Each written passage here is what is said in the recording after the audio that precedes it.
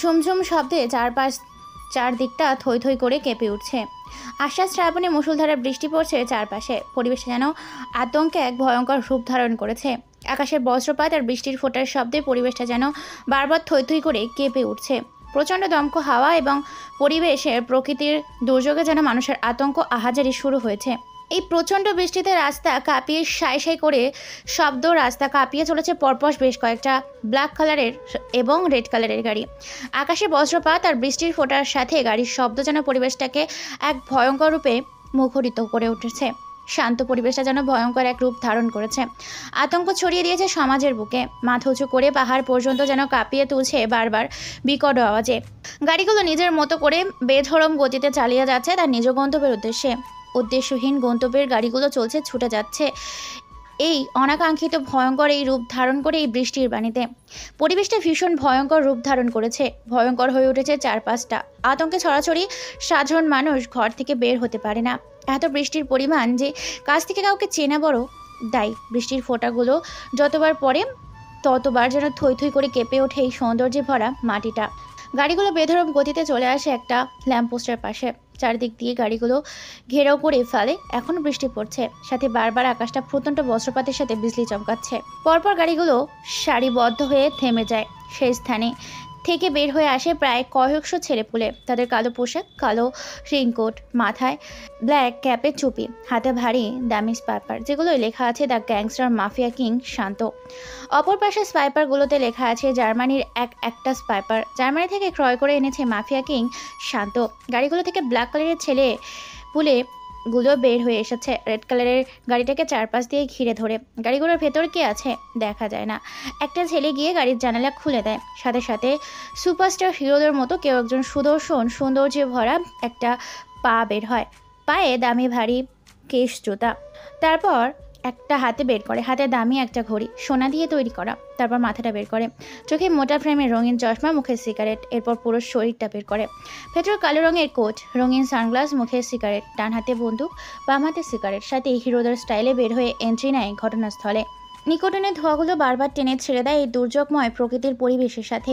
পরনে রেনকোট, মাথায় ব্ল্যাক কালারের হেইট। দুজন সাদা হাতে দাঁড়িয়ে আছে। তার উপরে গুটি গুটি পায়ে সামনে এগিয়ে যাচ্ছে ল্যাম্পপোস্টের সাথে উল্টো করে বেঁধে রাখা ছেলেটা। যতবার এই দৃশ্য দেখছে ততবার যেন তার বুক কেঁপে উঠছে। আগন্তুকটা গাড়ি থেকে নামার সাথে সাথে যেন পরিবেশটা আরও এক ভয়ঙ্কর রূপ ধারণ করে। আগের থেকে দ্বিগুণ ভয়ঙ্কর রূপ ধারণ করে পরিবেশটাকে নাচিয়ে চলেছে এই দুর্যোগময় আবহাওয়ায়। আশেপাশে ব্ল্যাক কালারের ছেলেগুলো দাঁড়িয়ে আছে। কেউ ভয়ে কথা বলতে পারে না। আগন্তুকটার পেছনে একটা সোফা সেট এনে দেয়। আগন্তুকটা পায়ের উপর পা রেখে বসে সিগারেট টানতে থাকে। নিকোটিনের ধোঁয়াগুলো উড়িয়ে দেয় আকাশের সাথে। হঠাৎ করে মাথা থেকে ব্ল্যাক কালারের টুপিটা খুলে ফেলার সাথে সাথে আগন্তুকটা চেহারা দেখার সাথে সাথে ল্যাম্পপোস্টের আলোয় বেঁধে থাকা ছেলেটার কলিজার পানি শুকিয়ে যায়। হঠাৎ করে আগন্তুকটা সিগারেটের অংশটুকু ফেলে দিয়ে ডান হাতে থাকা বন্দুকটা তাক করে ল্যাম্পপোস্টের পিলারে বেঁধে থাকা ছেলেটার দিকে। হঠাৎ করে গরম বুলেটের শব্দে আর বন্দুকে থাকা বুলেটের গন্ধে পরিবেশটা যেন এক ভয়ঙ্কর রক্তক্ষয়ী আতঙ্কের আশঙ্কা দিয়ে বারবার কাঁপিয়ে তুলছে। পরিবেশটা হঠাৎ করে আগন্তুকটা উচ্চস্বরে হেসে ওঠে। তোর সাহস হয় কি করে? আমি শান্ত, এই শহরের বুকে বেঁচে থাকতে তোরা আমার বিরুদ্ধে কথা বলিস? ছেলেটা ভয়ে কথা বলতে পারে না, কারণ সামনে দাঁড়িয়ে থাকা আগন্তুকটার গরম রক্ত চোখ জোড়া দেখে কলিজার পানি তার ভয়ে শুকিয়ে গিয়েছে। উলঙ্গ অবস্থায় ল্যাম্পপোস্টের পিলারে বেঁধে রাখা হয়েছে ছেলেটাকে। এখনও শরীর থেকে গরম তাজা রক্ত গড়িয়ে পড়ছে। অনেক মারধর করা হয়েছে ছেলেটাকে। কথা বলতে পারে না, চোখ মুখ কান দিয়ে এখনও রক্ত বেয়ে চলেছে। আগন্তুকটা এক ভয়ঙ্কর হাসি দিয়ে বলে ওঠে, তুই ভুলে যাচ্ছিস জঙ্গলের রাজা সিংহ।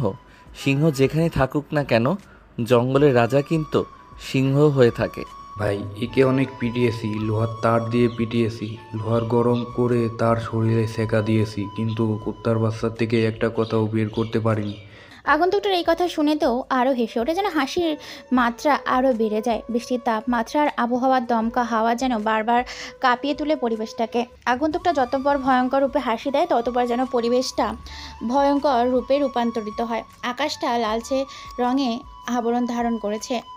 এখনই যেন বজ্রপাত আর শিলাবৃষ্টি একসাথে নেমে আসবে বুক ফাটা এই দমকা হাওয়ায়, যা পরিবেশটাকে আরও ভয়ঙ্কর করে তুলবে। আগন্তুকটা মুচকি এসে সোফা সেট থেকে উঠে গুটি গুটি পায়ে সামনে এগিয়ে গিয়ে মুখের ভেতর থেকে জিহ্বাটাকে বের করে সিগারেটের বাকি অংশটুকু জিভার ওপরের অংশে রেখে চেপে ধরে। তার যেন ছেলেটা ছটফট করে থাকে, চোখ বেয়ে গড়গড় করে রক্ত পড়তে থাকে, সারা শরীরে রক্তের ফোঁটে যেন রঙিন হয়ে উঠেছে। ল্যাম্পপোস্টের আলোয় স্পষ্ট বোঝা যাচ্ছে এই গতিবেগ বৃষ্টির সাথে যেন রক্তের একজন সমুদ্রের স্রোত বয়ে নিয়ে চলেছে কোনো এক কিনারায়। ছেলেটা ছটফট করতে থাকে। আগন্তুকটা সিগারেটের বাকি অংশটুকু ফেলে দিয়ে হাতের ইশারা দেওয়ার সাথে সাথে পেছন থেকে একটা ছেলে কালো কালারের বিটকেস এনে দেয়। বিটকেসের চ্যানেল খুলতেই সেখান থেকে বেরিয়ে আসে ভয়ঙ্কর সব অগ্নিয় অস্ত্র শস্ত্র। দেখে সুস্থ মানুষ অসুস্থ হয়ে যাবে, আর দুর্বল থাকলে হার্টস্ট্রোক করে মারা যাবে। হ্যাঁ, এমনটাই অবস্থায় এই ভয়ঙ্কর আগন্তুকটা সব ভয়ঙ্কর ভয়ঙ্কর অস্ত্র রেখেছে, যা জর্ডার থেকে আমদানি করা, চায়না থেকে আমদানি করা, জার্মান থেকে আমদানি করা, রাশিয়া থেকে, অস্ট্রেলিয়া থেকে, এমনকি আমেরিকা থেকে। আগন্তুকটা থেকে তার প্রয়োজনীয় জিনিস সংরক্ষণ করেছে। আগন্তুকটা এখন মুচকি এসে বলে ওঠে, সময়ের বড্ড বেশি মূল্য। সময় থাকতে সময়ের মূল্য দিতে শেখো। ওকে উল্টো হয়ে সোজা করে পিলারের সাথে বেঁধে ফেলো। খেলা হবে রক্তের খেলা। ওর ভয়াবহ মৃত্যু দেখে ওর বস জাহিদের কলিজা কেঁপে উঠবে। ভয়ঙ্কর মৃত্যু দেব এক এক করে সমস্ত শত্রুদেরকে। ভাই এই বেটা সম্রাট কুত্তার বাচ্চাটাকে অনেক অত্যাচার করেছি। সে আমাদের গালি দিয়েছে, আপনাকে গালি দিয়েছে বলছে ও মরে যাবে কিন্তু মুখ খুলবে না।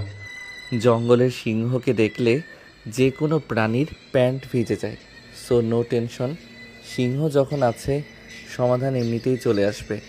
ভয়ঙ্কর আগন্তুকটার কথা শুনে মানিক নামে ছেলেটা উল্টো হয়ে উলঙ্গ অবস্থায় থাকা ছেলেটা ল্যাম্পপোস্টের পিলারের সাথে বেঁধে ফেলে। ছেলেটা আধমরা হয়ে গিয়েছে, এক হাত বের হয়ে আছে, রাস্তার সাথে লেগে আছে চোখ, চোখ থেকে গড়গড় করে রক্ত বের হচ্ছে, কান দিয়ে যেন ধোঁয়া বের হচ্ছে, চুলগুলো উস্কো খুস্কো, বেশ ক্লান্ত।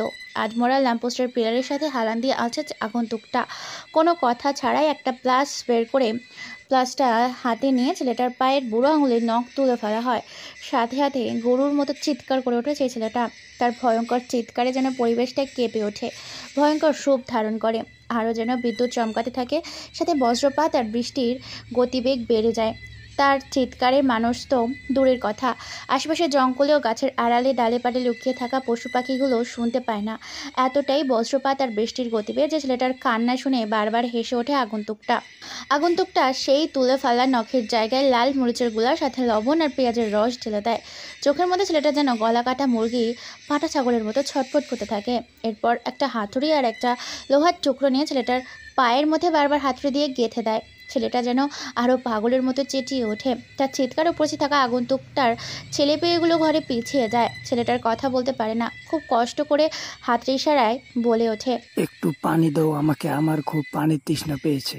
শালা জানোয়ারের বাচ্চা, এখন মৃত্যুর দুয়ারে দাঁড়িয়ে আসিস আর এখন বলছিস তোর প্রাণীর পিপাসা পেয়েছে? তোকে তো স্বয়ং মৃত্যুর সামনে দাঁড় করিয়ে রাখা হয়েছে।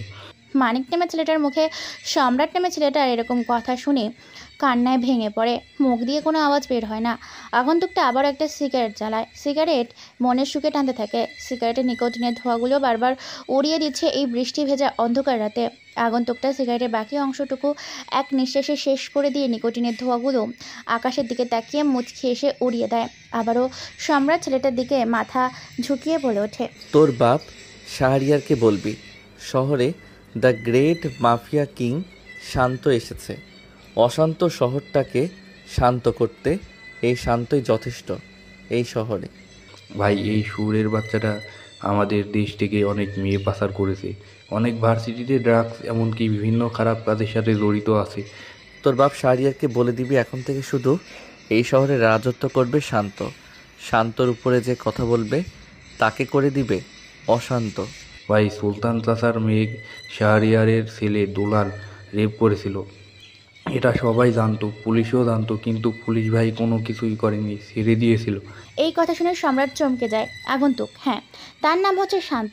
সবসময় শান্ত থাকে, শান্তভাবে মাইন্ড গেম খেলে। বড় বড় মাস্তানদের সাথে তার মাস্টার মাইন্ড গেম খেলতে অনেক বেশিই ভালো লাগে। তাই ঠান্ডা মাথায় সবাই তাকে মাইন্ড গেমার খেলতো। তাই তো তার নাম হয়েছে দ্য গ্রেট মাফিয়া কিং শান্ত। এই বৃষ্টি ভেজা রাতে ছেলেটার হাতের 5টা আঙুল কেটে ফেলা হয় আর বলে ওঠে, ও পানি খেতে চেয়েছিল, ওকে পানি নয় বরং ওকে ওর শরীরের রক্ত খাওয়া।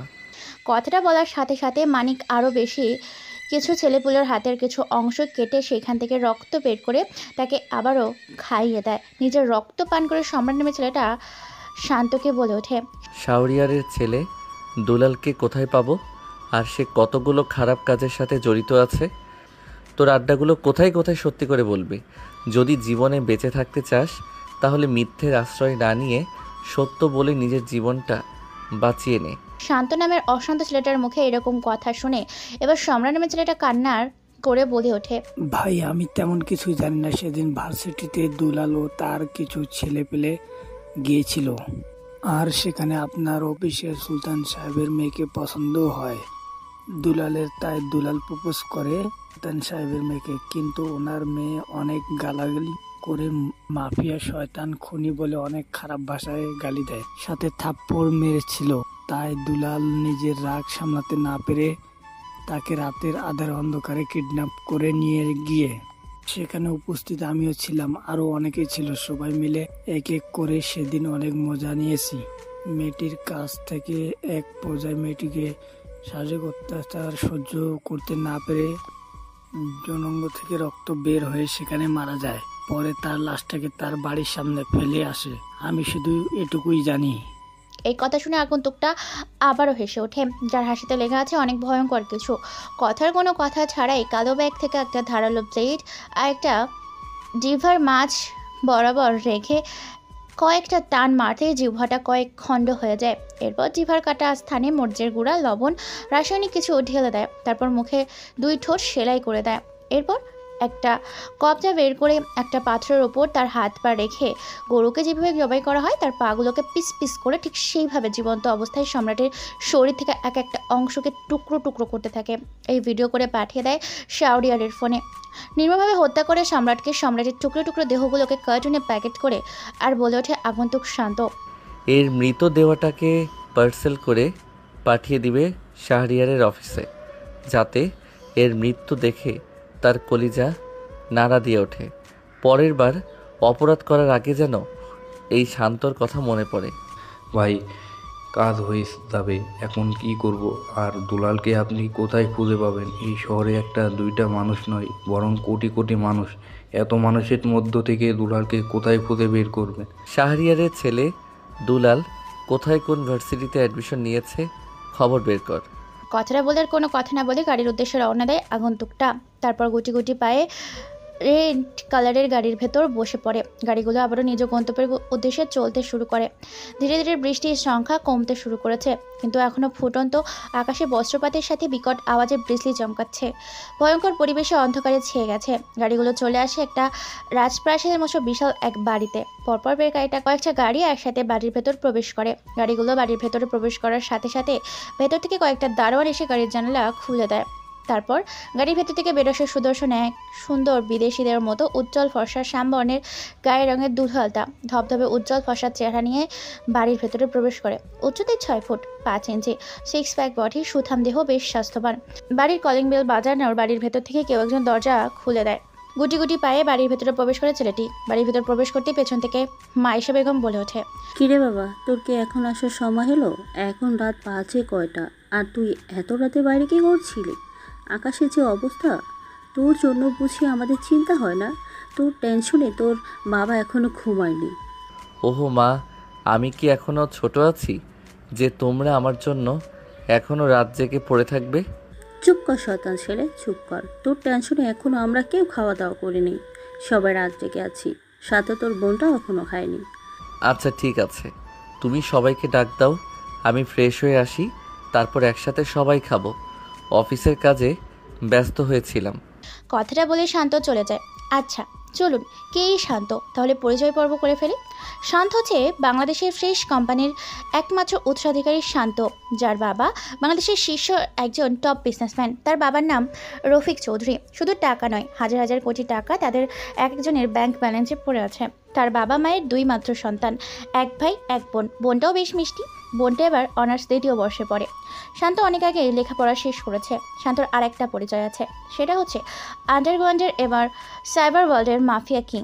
যে সে মাফিয়া তার পরিবার বা এই সমাজের কেউই জানে না, শুধু জানে অন্ধকার জগতের মাফিয়া জগতের সেই সব সন্ত্রাসীগুলো, যাকে এক নামে চেনে শান্ত, দ্য গ্রেট মাস্তান শান্তকে একজন বাবা বলে সম্বোধন করে। শান্ত যখন খেপে যায় তখন পুরো পরিবেশটাকে অশান্ত করে তোলে। তাই তো শান্ত নামটা শোনার সাথে সাথে অপরাধীরা আন্ডারওয়ার্ল্ডে চলে যায়।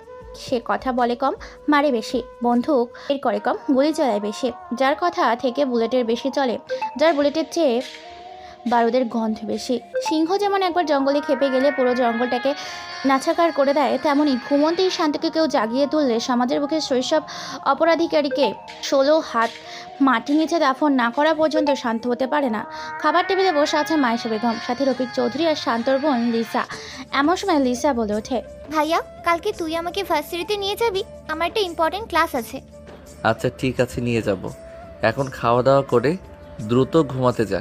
এতক্ষণ তো আমরা ঘুমাতে যেতাম, তোর জন্যই শুধু আমাদের ঘুম নষ্ট হলো।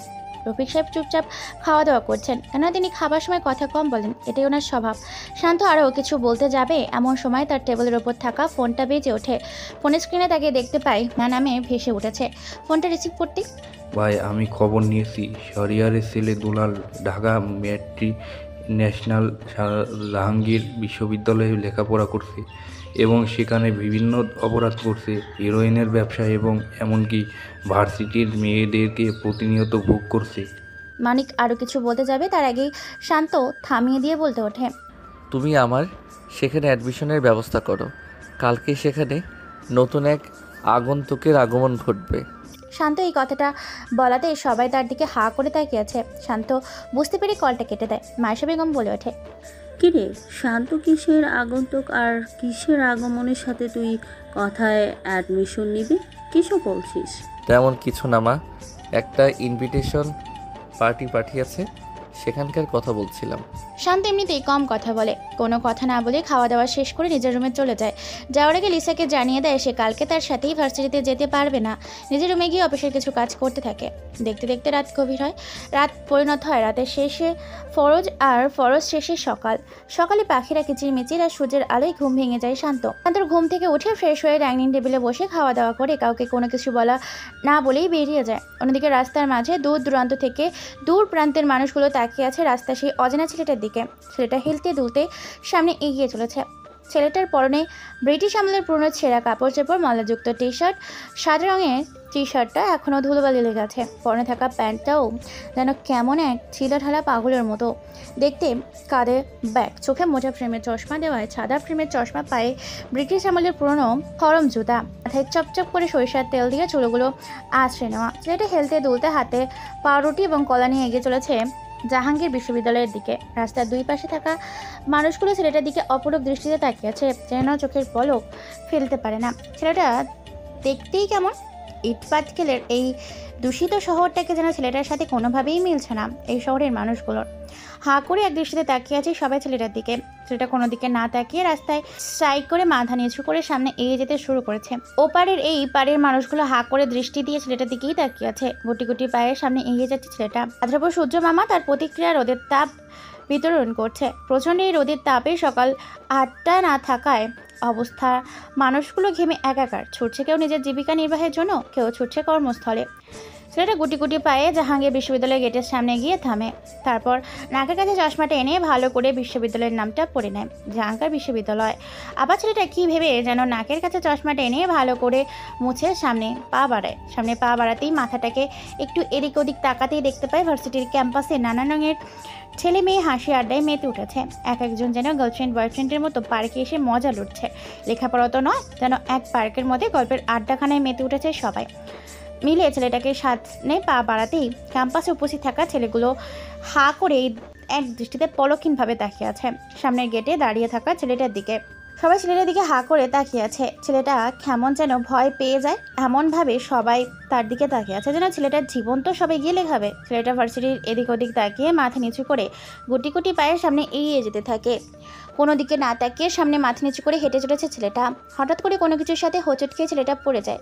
পড়ে যাওয়ার সাথে সাথে নাকের সাথে মাটির ঘাসা লেগে সাথে সাথে নাকটা আর কপালটা কেটে যায়। চশমাটা কোনো দিকে ছিটকে পড়ে। ছেলেটা চশমা ছাড়া চোখে কম দেখে। চটমটা খুঁজতে থাকে। হঠাৎ করে কেউ একজন তার চোখে পরিয়ে দেয় সেই সাদা রঙের পাতলা ফ্রেমের চশমাটা। তারা চশমাটা ভালো করে পরে নেয়, তারপর খুব কষ্ট করে উঠে দাঁড়ায়। তারপর পরে থাকা টি শার্ট আর প্যান্টটা থেকে ধুলোবালিগুলো ছেড়ে ফেলে। সেটা যখনই ভালো করে সামনে তাকাতে যাবে তখনই পরপর বেশ কয়েকটা থাপ্পড়ে পুরো জায়গাটা থরথর করে কেঁপে ওঠে। থাপ্পড়ের শব্দে ছেলেটার কান দিয়ে যেন এখনও ধোঁয়া বেরোচ্ছে, ভোবো করে শব্দ করছে। ছেলের কান ধরে যখন এখনও নিস্তব্ধ হয়ে আছে। ছেলেটার পুরো পৃথিবী ঘুরতে থাকে। কোন রকমে নিজেকে সামনে তাকাতেই দেখতে পায় তার সামনে একটা ছেলে দাঁড়িয়ে আছে। সেটা কিছু বলতে যাবে তার আগেই সামনে দাঁড়িয়ে থাকা ছেলেটা বলে ওঠে, এ বেটা, তুই কি চোখে দেখতে পারুস না? জলজেন্দ্র একটা মানুষকে ধাক্কা দিয়ে দিলি, একটুর জন্য তো কাদায় পড়ে যেতাম। ছেলেটা শান্ত কণ্ঠে বলে ওঠে, সরি ভাই, আসলে আমি দেখতে পাইনি, ভুল করে আপনার সাথে ধাক্কা লেগেছে, অন্যমনস্ক ছিলাম তো। এটা বললি তোকে যে আমরা ছেড়ে দিব, তাও তুই এটা ভাবলি কি করে? আজকে তোকে এর শাস্তি পেতে হবে।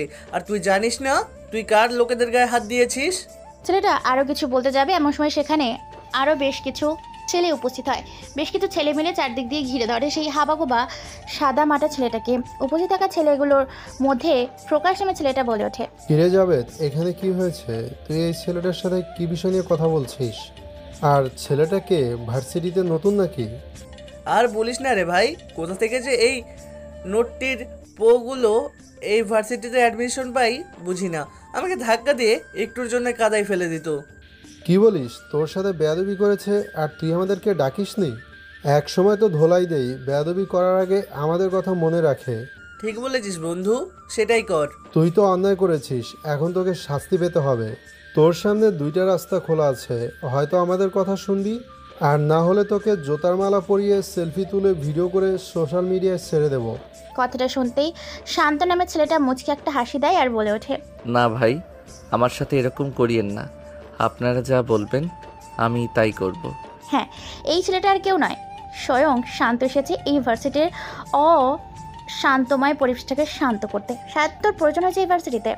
শান্ত ছেলেগুলোর কথা মতো কাজ করতে রাজি হয়ে যায়। এই কারণে তার ছবি তুলে যদি সোশ্যাল মিডিয়াতে ছেড়ে দেয় তাহলে তার বাবা মা এবং বোন জেনে যাবে, এবং তার বাকি সঙ্গী সাথী এগুলা জেনে গেলে জীবন তো পুঁতে ফেলবে সামনে দাঁড়িয়ে থাকা ছেলেগুলোকে। তাই নিজের রাগটাকে কন্ট্রোল করে নিজের উদ্দেশ্যকে লক্ষ্য করে সফলতার দ্বার প্রান্তে যাওয়ার জন্য সকল রকম অত্যাচার সহ্য করতে থাকে। ছেলেগুলো বলে ওঠে এক পর্যায়ে, শোন, এই চিঠিটা নিয়ে গিয়ে ওই যে একটা মেয়েকে দেখতে পাচ্ছিস, ওই মেয়েটাকে দিবি।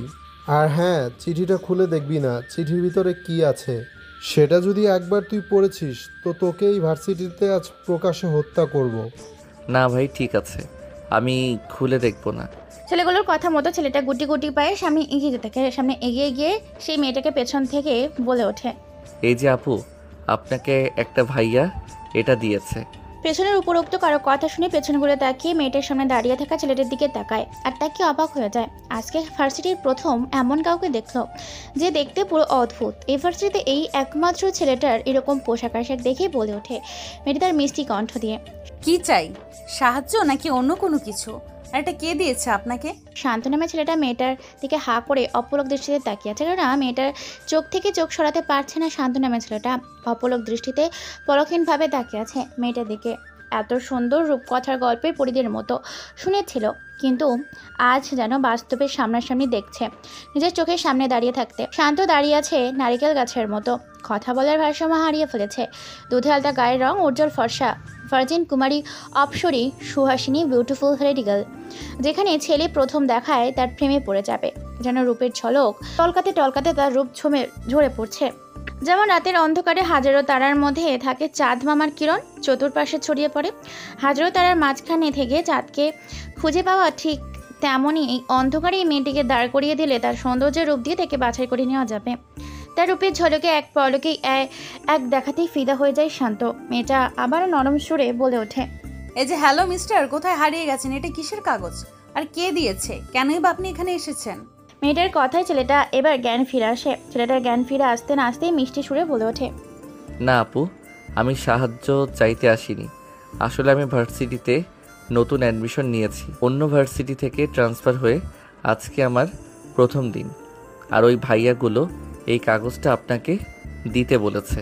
ছেলেটার মুখে এরকম কথা শুনে সামনে দাঁড়িয়ে থাকা 15 থেকে 20 জন মেয়ে তো টাসকি খেয়ে যায়। হা করে এক দৃষ্টিতে ছেলেটার দিকে তাকিয়ে আছে, কারণ ছেলেটা তারা যা ভেবেছিল তার থেকে অন্যরকম। তারা ভেবেছিল ছেলেটা হয়তো তাদের কাছে সাহায্য চাইতে এসেছে, কিন্তু এখন তারা অবাক হয়ে হা করে তাকিয়ে আছে, কারণ এই ছেলেটা এখন ইউনিভার্সিটির স্টুডেন্ট। এটা ভেবে পাশে থাকা শারদা বলে ওঠে, কি তুমি এই ভার্সিটির স্টুডেন্ট?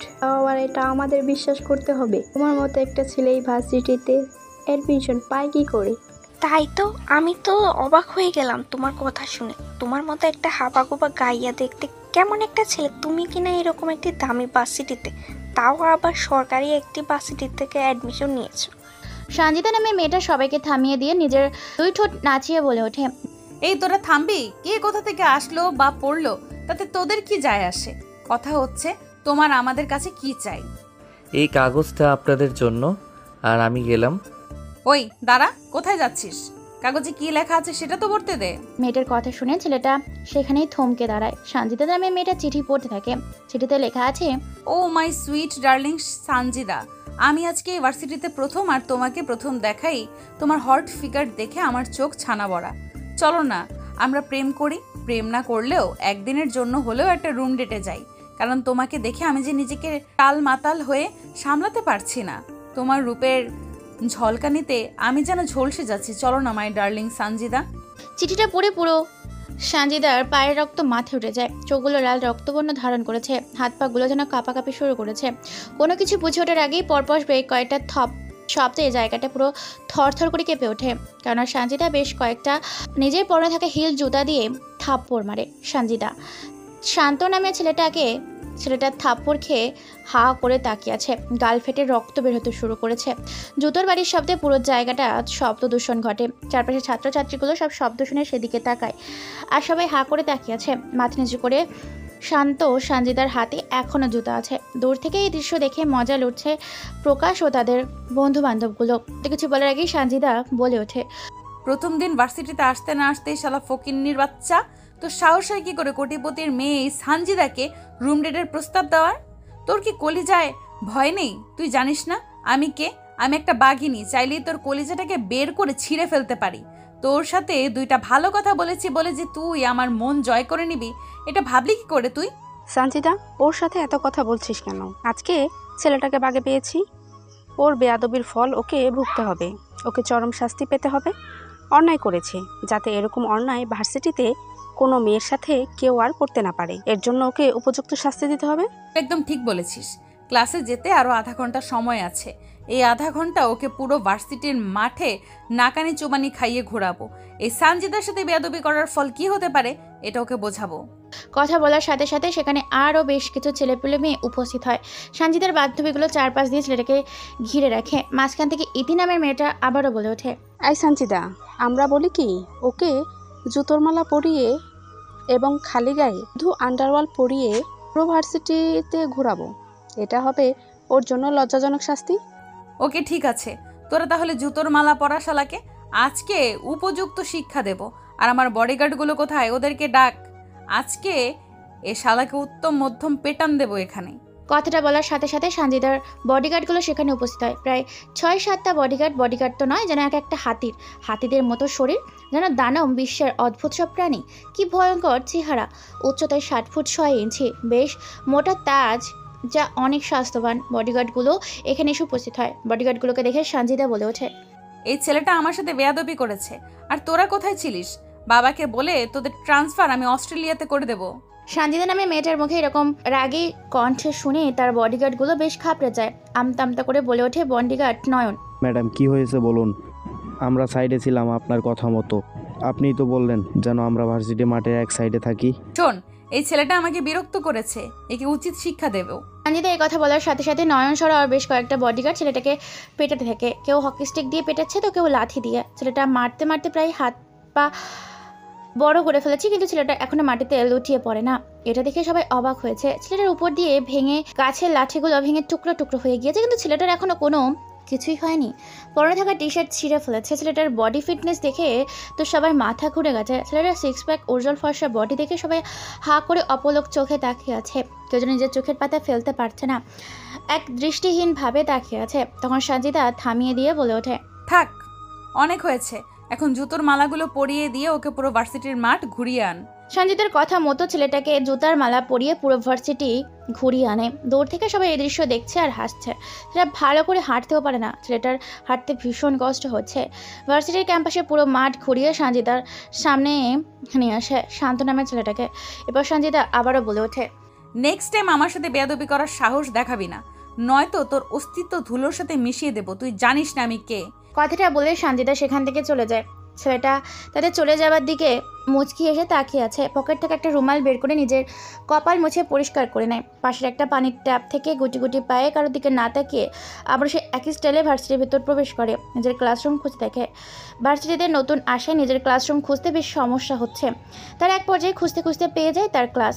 এতক্ষণে প্রত্যেকটা ক্লাসরুমে ক্লাস বসে গিয়েছে। প্রত্যেকটা ক্লাসরুমে এক একজন শিক্ষক শিক্ষিকা স্টুডেন্টদের বিভিন্ন লেকচার শোনাচ্ছে। হঠাৎ করে 3 নম্বর ফ্লোরের 2 নম্বর কক্ষে দরজার সামনে দাঁড়িয়ে বলে ওঠে, may I come in sir? Sir তখন মন দিয়ে ক্লাস করাচ্ছিল। হঠাৎ করে দরজার বাড়ি থেকে কারোর কণ্ঠস্বর শুনে স্যার সেদিকে না তাকিয়ে বলে ওঠে, ইয়েস কাম ইন। শান্ত নামের ছেলেটা গুটি গুটি পায়ে রুমের ভেতর প্রবেশ করে। সবেমাত্র ভেতরে প্রবেশ করেছে। প্রবেশ করতে না করতেই পরপর কয়েকটা ক্লাস ছাত্রছাত্রীর দিকে পরিপূর্ণ শেষের একটা বেঞ্চে ফাঁকা আছে। অপর পাশে তাকাতেই শান্ত দেখতে পায় কলেজের বাইরে সেই সুন্দরী রমণী ভ্রসীন কুমারী গুণবতী সেই সঞ্জিতা তার ক্লাসমেট। কোনো কথা না বলেই পিছনে একটা বেঞ্চে গিয়ে বসে পড়ে। এক পর্যায়ে শান্ত খেয়াল করে সঞ্জিতা তার বান্ধবীগুলো তার দিকে তাকিয়ে মুচকি মুচকি হাসি দেয়। হাসির মানে বুঝতে না পেরে অন্যদিকে সঞ্জিতা বলে ওঠে, এই ইতিশোন, একটা মজা করি। একটা কাগজ স্যারকে ছুঁড়ে মার। যদি স্যার কারো নাম জিজ্ঞেস করে তুই আবাল মার্কা শান্তর কথা বলবি। ওকে ঠিক আছে, তাহলে এটা কাগজ দিয়ে আমি ছুঁড়ে মারছি। ওকে। তারপর সঞ্জিতা একটা কাগজ ছিঁড়ে দেয়। ইতি সেই কাগজে ভালো করে বলের আকৃতিতে বল বানিয়ে ছুঁড়ে মারে প্রস্তুতি নেয়। অন্যদিকে মাথা নিচু করে আনমনে কি যেন ভাবছিল শান্ত। চোখের সামনে অগোচরে স্যারের পাছায় কেউ একজন কাগজের টুকরো ছুঁড়ে মারে। সাথে সাথে স্যার পেছন ঘুরে তাকাতেই সবাই হকচকিয়ে ওঠে। হঠাৎ করে এমন হওয়াতে শান্ত সেও চমকে যায়। সবাই স্যারের দিকে তাকিয়ে আছে। স্যার হঠাৎ করে চিৎকার করে ওঠে, এটা ক্লাসরুম নাকি কোনো সার্কাস নাকি যাত্রাপালা? মাছেরহাট, গরুর বাজার, কি হচ্ছে এখানে? এই কাগজটা কে ছুঁড়ে মারলো? সবাই মাথা নিচু করে আছে। কেউ কোনো কিছুই বলে না, কেন কেউ তো দেখেনি কে কাগজটা মেরেছে। সবাই চুপচাপ আছে। স্যার বারবার করে জিজ্ঞেস করছে। হঠাৎ করে মেয়েগুলোর মাঝে থেকে সঞ্জিতা বলে ওঠে, স্যার আমি কাগজটা ছুঁড়ে মারতে দেখেছি। সে আমাদের এখানে উপস্থিত আছে আর এই ভার্সিটিতে নতুন এসেছে, আপনার সাথে বেয়াদবি করেছে। ছেলেটা খুব অসভ্য, এর জন্য ওকে শাস্তি পেতে হবে। এই কথা শুনে স্যার টেবিলের উপর থাকা লাঠিটা হাতে নেয় আর কড়া কণ্ঠে বলে ওঠে, কার এত বড় সাহস যে আমার ক্লাসে নতুন এসে আমার সাথে বিয়াদবি করে? জি স্যার, পেছনে থাকা সেই শান্ত নামের ছেলেটা আপনাকে কাগজটা ছুঁড়ে মেরেছে। সবাই পেছনে তাকায়, এমনকি স্যার নিজেও পেছনে তাকায়। কাউকে দেখতে পায় না, কারণ পুরো ক্লাসরুম ছাত্রছাত্রী দিয়ে পরিপূর্ণ। স্যার এবার বলে ওঠে, এই ছেলে দাঁড়া বলছি, কার নাম শান্ত? তোমার এত বড় সাহস হয় কি করে? তুমি আমার সাথে অসভ্যতা করো? দাঁড়াও বলছি, আমি গেলে কিন্তু তোমার খবর আছে। স্যারের মুখে এরকম কথা শুনে তো ছেলেটা ভীষণ থতমত খেয়ে যায়, কেন সে তো কিছুই করেনি। অথচ তার নাম বানিয়ে কিছু মিথ্যে কথা বলতো সঞ্জিতাও তার বান্ধবী, তার দলবল। ছেলেটা আর কিছু না ভেবে আমতামতে করে উঠে দাঁড়ায়। ছেলেটা দাঁড়াতেই তো সবাই দাঁড়িয়ে থাকা স্টুডেন্টদের সামনে আল আমিন স্যার কেঁপে ওঠেন। হাতে থাকা লাঠিটা পড়ে যায়। যেমন সামনে দাঁড়িয়ে থাকা হিংস্র প্রাণী দেখে মানুষ ভয় পায়, ঠিক তেমনই ভয়ে কেঁপে ওঠে সামনে দাঁড়িয়ে থাকা আল আমিন স্যার। হাতে থাকা লাঠিটা পড়ে যায় মুহূর্তের মধ্যে। ঘামতে শুরু করেছে। চোখে চোখ রেখে তাকিয়ে আছে দুজন ব্যক্তি। স্টুডেন্টগুলো সবটাই দেখছে, কেউ কোনো কথা বলে না। পিনপন নীরবতার মধ্যে সময়টা কেটে যাচ্ছে। কেউ কোনো কথা বলে না, সবাই হাঁ করে তাকিয়ে আছে। কি হচ্ছে কিছুই বুঝতে পারে না। দুজন মানুষ একে অপরের বহুদিনের পরিচয়। সেই মুখ দুটো অনেকদিন পর একে অপরকে দেখে বিস্মিত হয়ে দুই নয়নে তাকিয়ে আছে, চোখে চোখ রেখে। যেমন কোনো মায়ের সন্তান হারিয়ে গেলে 1000 বছর পর ফিরে পায়, ফিরে পাওয়ার পর যেইভাবে অবাক হয় দুই নয়ন ভরে চোখ ভরে, ঠিক তেমনই স্যার অপর পাশে শান্ত তাকিয়ে আছে। হঠাৎ করে মুখ ফসকে স্যারের মুখ থেকে ভেসে আসে, ভাই আপনি এখানে? আস্তে করে সবাই স্যারের মুখে এই কথাটা শুনে বিস্মিত চোখে একে অপরের ছাত্রছাত্রীগুলো তাকাতে শুরু করেছে। শান্ত তো সামনে দাঁড়িয়ে থাকা ব্যক্তিটাকে দেখে কথা বলার ভারসাম্য হারিয়ে ফেলেছে। কারণ অনেকদিন পর সেই বহু পরিচিত মুখটা দেখবে সে আশা করেনি, কারণ অনেক আগেই সেই রাস্তা থেকে সরে এসেছিল আল আমিন স্যার। হঠাৎ করে গুনগুন শব্দে ক্লাসটা পরিপূর্ণ হয়ে ওঠে। দুজনে হুঁশ ফিরে আসে। আল আমিন শান্ত চোখের ইশারা দেওয়ার সাথে সাথে সামনে দাঁড়িয়ে থাকা মানুষটা স্বাভাবিক হওয়ার চেষ্টা করে। পকেট থেকে রুমাল বের করে স্যার নিজের ঘামটা মুছে ফেলে আর ধীর কণ্ঠে বলে ওঠে, সবাই চুপ করো, আমার এখানে ক্লাস করতে হলে সবাইকে কথা বলা যাবে না। তোমরা কি এখানে মেলা বসিয়েছ? স্যারের মুখে এরকম কথা শুনে সবাই অবাক হয়ে যায়। স্যারের হঠাৎ হলোটা কি? কেউ কিছু বুঝে উঠতে পারে না। ছাত্রছাত্রীগুলো নিজের মধ্যে বলাবলি শুরু করেছে। এইতে এখানে হচ্ছেটা কি? স্যার ছেলেটাকে দেখার পর এইভাবে ঘামতে শুরু করেছে কেন? কি হচ্ছেটা কি এখানে? আমিও তো বুঝতে পারছি না যে স্যার হঠাৎ করে হলো কি, স্যার কেন ঘেমে যাচ্ছে আমি নিজেও বুঝতে পারছি না। এই ছেলেটাই বা কে? এই ছেলেটাকে দেখার পর থেকেই এরকম অবস্থা হলো কেন স্যারের? ছাত্রছাত্রীগুলো নিজেদের মধ্যে বলাবলি শুরু করেছে। স্যার আবার চিৎকার করে বলে ওঠে, কি হচ্ছেটা কি এখানে? সবাই চুপ করো। আর এই ছেলে, তুমি কি ভার্সিটিতে নতুন এসেছ? জি স্যার, আমি নতুন এসেছি। আগে ভার্সিটি থেকে ট্রান্সফার হয়ে এখানে ভর্তি হয়েছি। ওকে ঠিক আছে, বসো। আর ক্লাসে কোনো বিয়াদবি করবে না। আগে থেকে তোমাকে মাফ করে দিলাম। নেক্সট টাইম থেকে ভালো কাপড় চোপড়, ভালো পোশাক পরে আসবে। কথা বলে স্যার বের হয়ে যায় ক্লাসরুম থেকে। সবাই অদ্ভুতভাবে তাকাতে থাকে শান্তর দিকে। মুহূর্তের মধ্যে কথাটি পুরো ক্যাম্পাসে ছড়িয়ে পড়ে, ভাইরাল হয়ে যায় শান্ত। সবাই বলাবলি শুরু করেছে এই বিষয়টা নিয়ে। সবাই ভাবতে থাকে কে এই ছেলে। অন্যদিকে নয়ন আর প্রকাশ আবারও চলে আসে শান্তর কাছে আর এসে বলে ওঠে, আজ থেকে আমাদের মায়ের কথা মনে থাকবে। আমরা হলাম দুলাল ভাইয়ের ছেলে পেলে। আমাদের সাথে লাগতে আসা মানে নিজের জীবন হারা, বুঝেছিস? কথাটা বলে চলে যায় প্রকাশ আর নয়ন। ভার্সিটি প্রায় ছুটির সময় ছাত্র ও ছাত্রীগুলো নিজ নিজ গন্তব্যে যাওয়ার উদ্দেশ্যে প্রস্তুতি নিয়েছে। এমন সময় আবারও শান্তর সাথে দেখা হয় স্যারের। চোকাচুকি হয়ে রেখে দুজন চোখে হেঁটে চলেছে বহু পরিচিত সেই মুখ দুটো। অনেকদিন পর দেখা হলো। কোন এক ভার্সিটিতে এখনও সবাই আর চোখে তাকিয়ে আছে আলামিন স্যার এবং শান্তর দিকে। কেউ কোনো কথা বলে না। চোখের পাশে দুজনকে মুচকি এসে বেরিয়ে পড়ে। রাস্তার এক সাইড ধরে আনমনে হেঁটে চলেছে শান্ত। পরনে ঢিলে ঢালা পোশাক, ময়লাযুক্ত। কি যেন ভেবেই গুটি গুটি পায়ে রাস্তার এক সাইড দিয়ে হেঁটে চলেছে। সাইডে দাঁড়িয়ে থাকা মানুষগুলো চোখে তাকায় আর শান্ত সাইড দিয়ে চলে যায়। হঠাৎ করে একটা লাক্সারি রেড কালারের গাড়ি পানির ওপর দিয়ে যাওয়ার সময় সাথে কাদা পানি দিয়ে পুরো গোসল করে চলে যায় শান্ত। শান্তনু ছেলেটার পুরো শরীর কাদা পানি দিয়ে একাকার হয়ে ওঠে। রেগে ফেটে পড়ে শান্ত চিৎকার করে বলে ওঠে, এই বড়লোক বাবা, ধনির দোলালি চোখে দেখতে পারিস না? কথাটা বলার সাথে সাথে গাড়িটার কিছু সামনে এগিয়ে গিয়ে আবার পিছনে ফিরে আসে। ফুল স্পিডে গাড়িটা ব্যাক দেওয়ার কারণে আবারও কাদা পানিতে সমস্ত শরীর গোসল হয়ে যায় শান্তর। শান্ত এবার কোনো কথা না বলে পাশের একটা ইটের টুকরো তুলে নিয়ে গাড়ির কাঁচ ভেঙে ফেলে। সাথে গাড়ির দরজা খুলে গাড়ির ভেতর থেকে সুন্দর একটা পা বের হয়ে আসে। বের হওয়ার সাথে সাথে পরপর বেশ কয়েকটা শব্দের একটা শব্দ দূষণ হয়ে ওঠে। শব্দ দূষণের মুখরিত হয়ে ওঠে সমস্ত জায়গা জুড়ে। থাপ্পড় খাওয়ার সাথে সাথেই মাথা উঁচু করে তাকায়। সামনে দাঁড়িয়ে আছে সঞ্জিদা। সঞ্জিদা বলে ওঠে, কুত্তার বাচ্চা, তোর সাহস হয় কি করে তুই আমার উপরে কথা বলিস? কলেজে তোকে উচিত শিক্ষা দিলাম, তারপরেও তোর শিক্ষা হয়নি?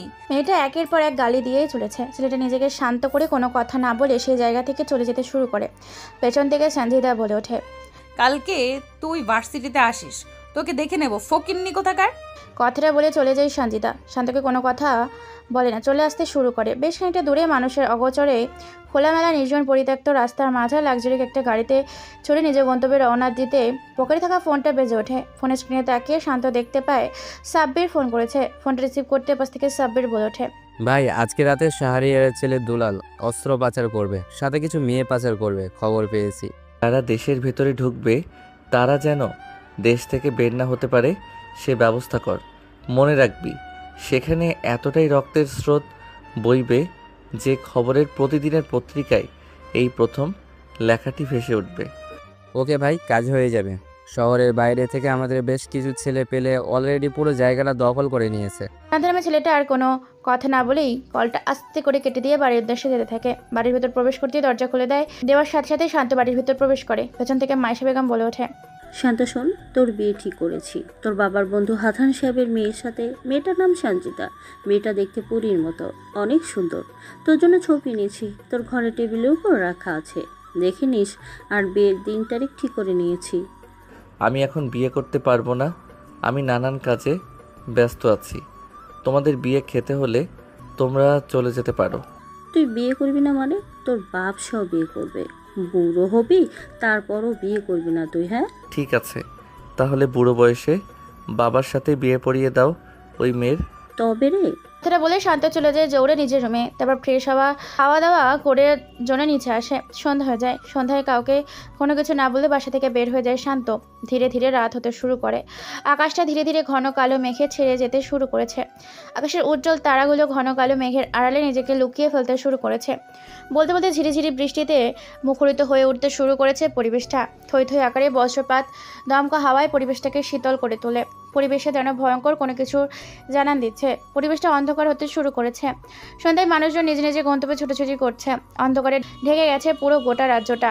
বেধড়ক গতিতে একের পর এক বেশ কয়েকটা গাড়ি নিজের গতিতে নিয়ন্ত্রণ হারিয়ে রাস্তা কাঁপিয়ে শব্দ দূষণ করে সামনে এগিয়ে চলেছে। গাড়িগুলো মাত্র কয়েক মিনিটের ব্যবধানে পরিত্যক্ত একটা বাড়ির গেট ভেঙে ভেতরে প্রবেশ করে। গেট ভাঙার শব্দে বাড়ির ভেতরে থাকা বেশ কিছু ছেলেপুলে বাইরে বের হয়ে আসে। বাইরে আসতেই দেখতে পাই পরপর 15 থেকে 20টা কালো কালারের গাড়ি সারিবদ্ধ হয়ে দাঁড়িয়ে আছে। এদিকে দৌড়ে গিয়ে একটা ছেলে ভেতরে গিয়ে বলে ওঠে, ভাই বাইরে কিছু মানুষ এসেছে। কে এসেছে? এই তোরা গিয়ে দেখ, অন্য কেউ হলে উড়িয়ে দিবি। উপর থেকে দুলাল ভাইয়ের নির্দেশ আছে। কথাটা বলার সাথে সাথে কামরুল চলে যায়। নাড়ু মালগুলো পকেট করতে থাকে। হঠাৎ করে বাড়ি থেকে দুম করে একটা শব্দ হয়। শব্দ যেন পুরো বিল্ডিংটা ধসে পড়ে। হুড়মুড় করে বাড়ির ভেতরে সবাই বের হয়ে এসে দেখতে পায় কামরুল নামের ছেলেটা মাটিতে গড়াগড়ি খাচ্ছে। তার সারা শরীর থেকে রক্তে রঞ্জিত হয়ে গিয়েছে। শরীরে 2 হাত কেটে ফেলে রেখেছে অজানা এক মানুষ। মানুষটার সামনে গাড়ির ওপর বসে আছে, মুখে সিগারেট, হাতে রক্তমাখা একটা চাইনিজ তরবারি, হাতে স্লেট, মাথায় হুডি পরা কালো কোটে কাপড় নিজেকে আবৃত করে নেওয়া হয়েছে। চেনা যায় না এমন দৃশ্য দেখে মাথায় নষ্ট। মামা অপর পাশ থেকে হঠাৎ চিৎকার করে নাড়ু বলে ওঠে, উত্তর বসে তোর সাহস কি করে হয়? তুই আমাদের ডেরায় ঢুকে আমাদের ছেলেপেলের উপর হামলা করিস? তোর কলিজাটাকে বের করে রাস্তার কুকুরদেরকে খাওয়াবো। তুই জানিস না তুই বাঘের গুহায় ঢুকে পড়েছিস? থাবা তো তোকে খেতে হবে।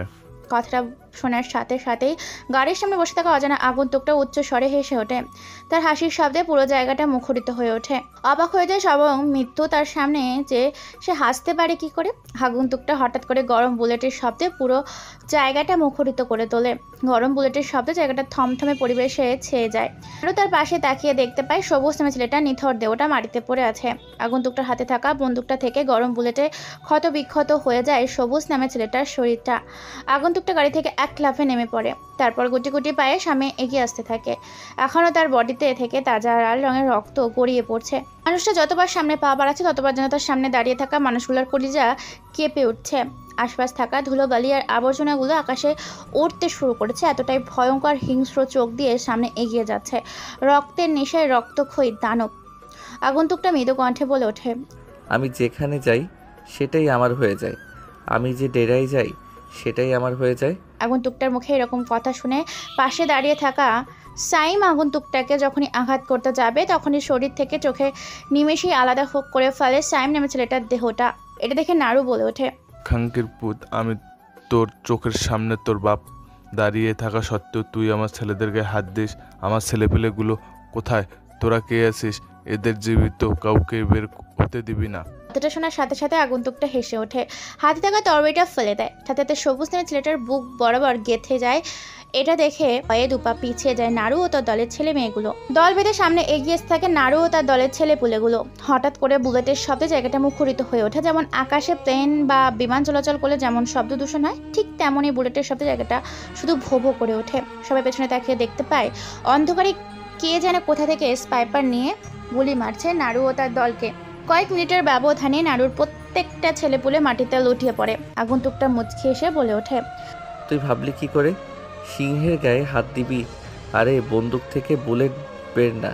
শোন, বন্দুক থেকে বুলেট বের হওয়ার আগেই সিংহের হুঙ্কার শুনে সেই বন্দুকের বুলেট সেই বন্দুকের ভেতরে গিয়ে আব্বা আব্বা বলে চিৎকার করে, আর তুই তাকেই মরার ভয় দেখাচ্ছিস।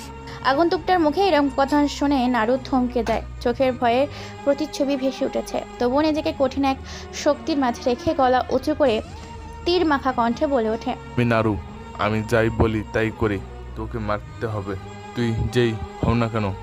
কথাটা বলে নাড়ু নামের ছেলেটা এক ধারালো তরোয়ার হাতে নিয়ে আগন্তুক দিকে এগিয়ে যেতে থাকে। চোখের পলকে হঠাৎ করে বিকট আওয়াজে একটা শব্দ দূষণ হয়। বন্দুকটার হাতে থাকা বন্দুক থেকে গরম একটা বুলেট গিয়ে নাড়ু নামের ছেলেটার ডান পায়ের হাঁটুতে লাগে। আগন্তুকটা চোখের ইশারা দেওয়ার সাথে সাথেই সাব্বির বেশ কিছু ছেলেপুলে মিলে নাড়ু নামের ছেলেটাকে গাড়ির সামনে এনে বেঁধে ফেলে। তার সামনে একটা সোফা সেট এনে বসিয়ে দেয়। পায়ের উপর পা রেখে আগন্তুকটা বসে পড়ে।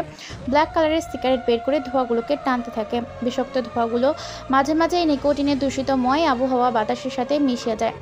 অট্টহাসিতে মেতে ওঠে সেই রক্তের নেশায় পাগল হয়ে যায়। মরিয়া হয়ে উঠেছে আগন্তুকটা। ক্ষুধার্ত সিংহ সামনে বসে কোনো প্রাণীকে দেখে হুঙ্কার ছেড়ে তিক্ত নজরে আক্রমণ করে। ঠিক তেমন সামনে রক্তের নেশায় নিজের চোখ দুটোকে লাল রক্তবর্ণ ধারণ করিয়ে বৃক্ষ চোখের তৃপ্তি নজরে তাকিয়ে আছে। আগন্তুকটা মুচকি এসে বলে ওঠে, শেখ দেখ না রো, আমি বলি কম মারি বেশি বোঝাই, কম হাত জ্বালাই বেশি। সত্যি করে বল, তোর বাপ দুলাল ফারুক সাহেবের মেয়েকে কেন ধর্ষণ করেছিল? কে কে মেরে ধর্ষণ করেছিল? কিভাবে অত্যাচার করেছিল? আগন্তুকটার মুখে এরকম কথা শুনে অবাক চোখে সামনে তাকিয়ে আছে, কেননা এই খবরটা কেউ জানে না। ধামাচাপা দিয়ে ফেলে দিয়েছিল। হঠাৎ করে ছোট্ট একটা বিষয়ের জন্য কোথা থেকে এত বড় একজন মাফিয়া এসে এটা জানতে চাইছে, এটা ভেবে নাড়ু অবাক হয়ে তাকিয়ে আছে। নাড়ু বলে ওঠে, আমি কিছু জানি না কে কার মেয়ে কে কার রেপ করেছে, আমি কোনো কিছুই জানি না। জানলে আমিও কাউকে কোনো কিছু বলবো না।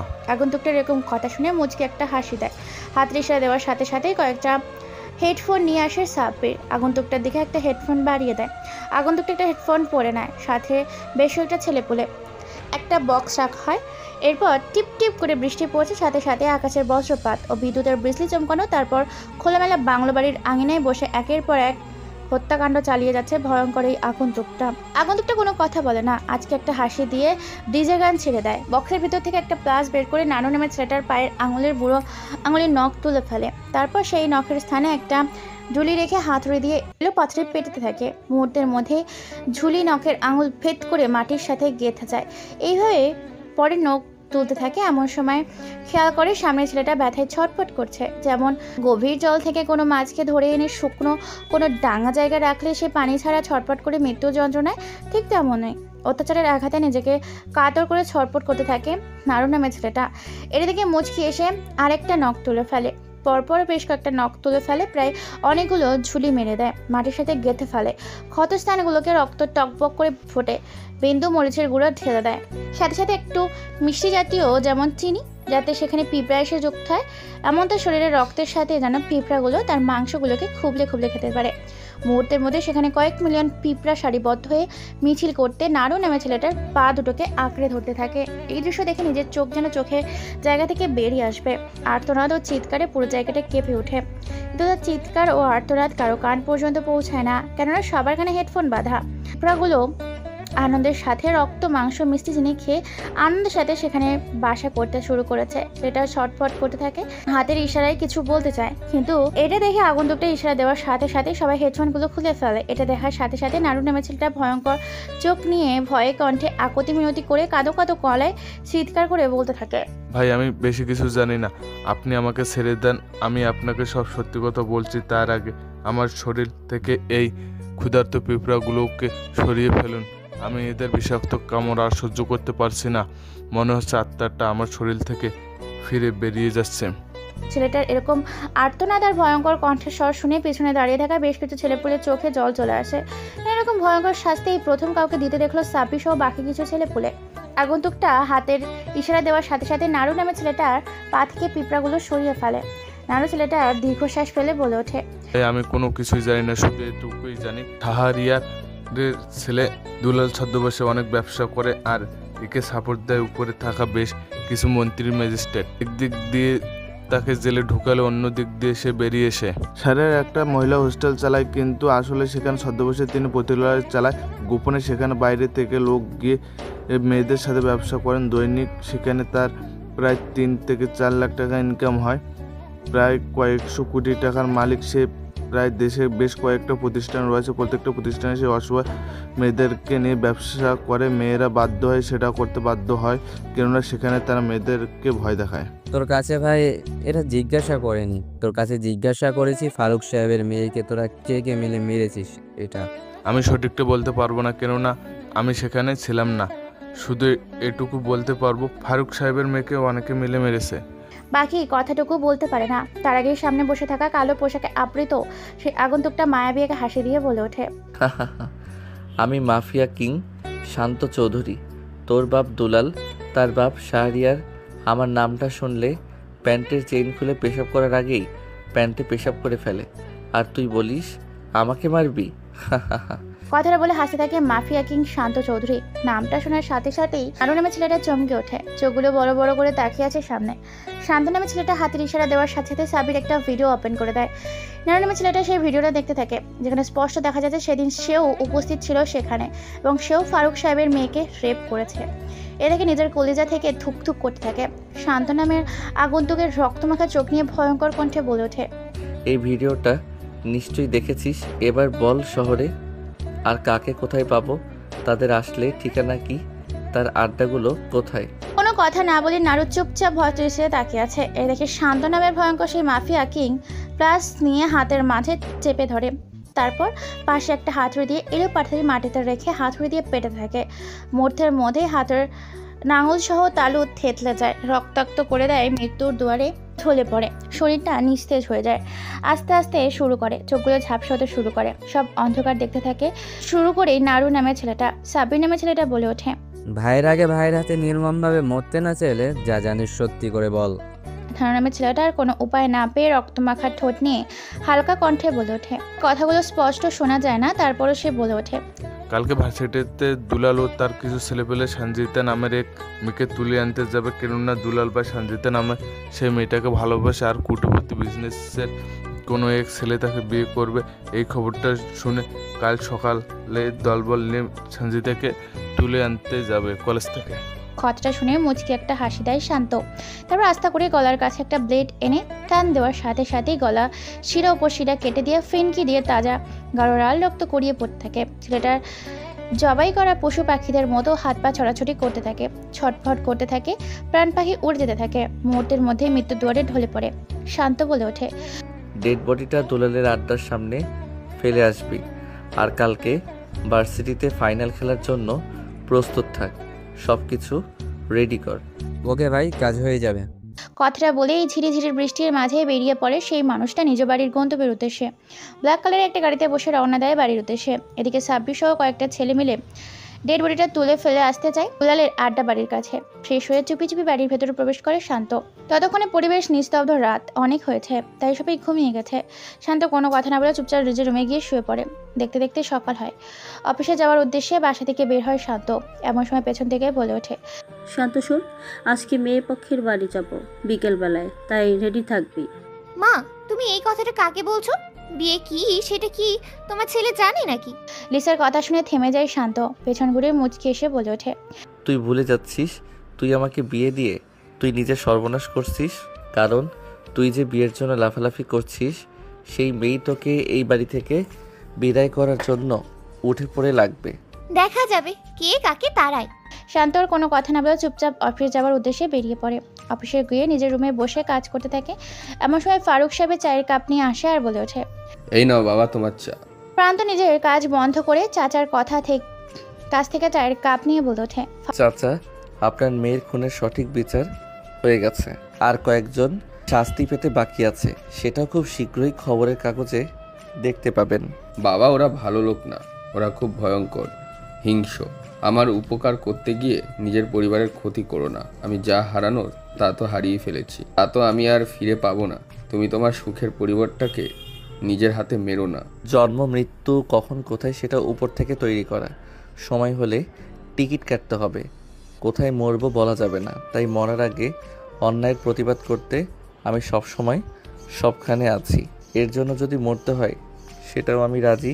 ফারুক সাহেব সবকিছু জানে। শান্ত যে একজন বাংলাদেশের বড় মাফিয়া কিং, এরপর একজন গ্যাংস্টার, সেটাও জানে। চাটা সম্পূর্ণ খেয়ে ফারুক সাহেবের চোখের পানি মুছে দিয়ে বলে ওঠে, খবরের কাগজে ন্যায় বিচারের অপেক্ষায় থাকুন। কথাটা বলে ব্যক্তিগত কাজে বেরিয়ে পড়ে কোনো এক উদ্দেশ্যে।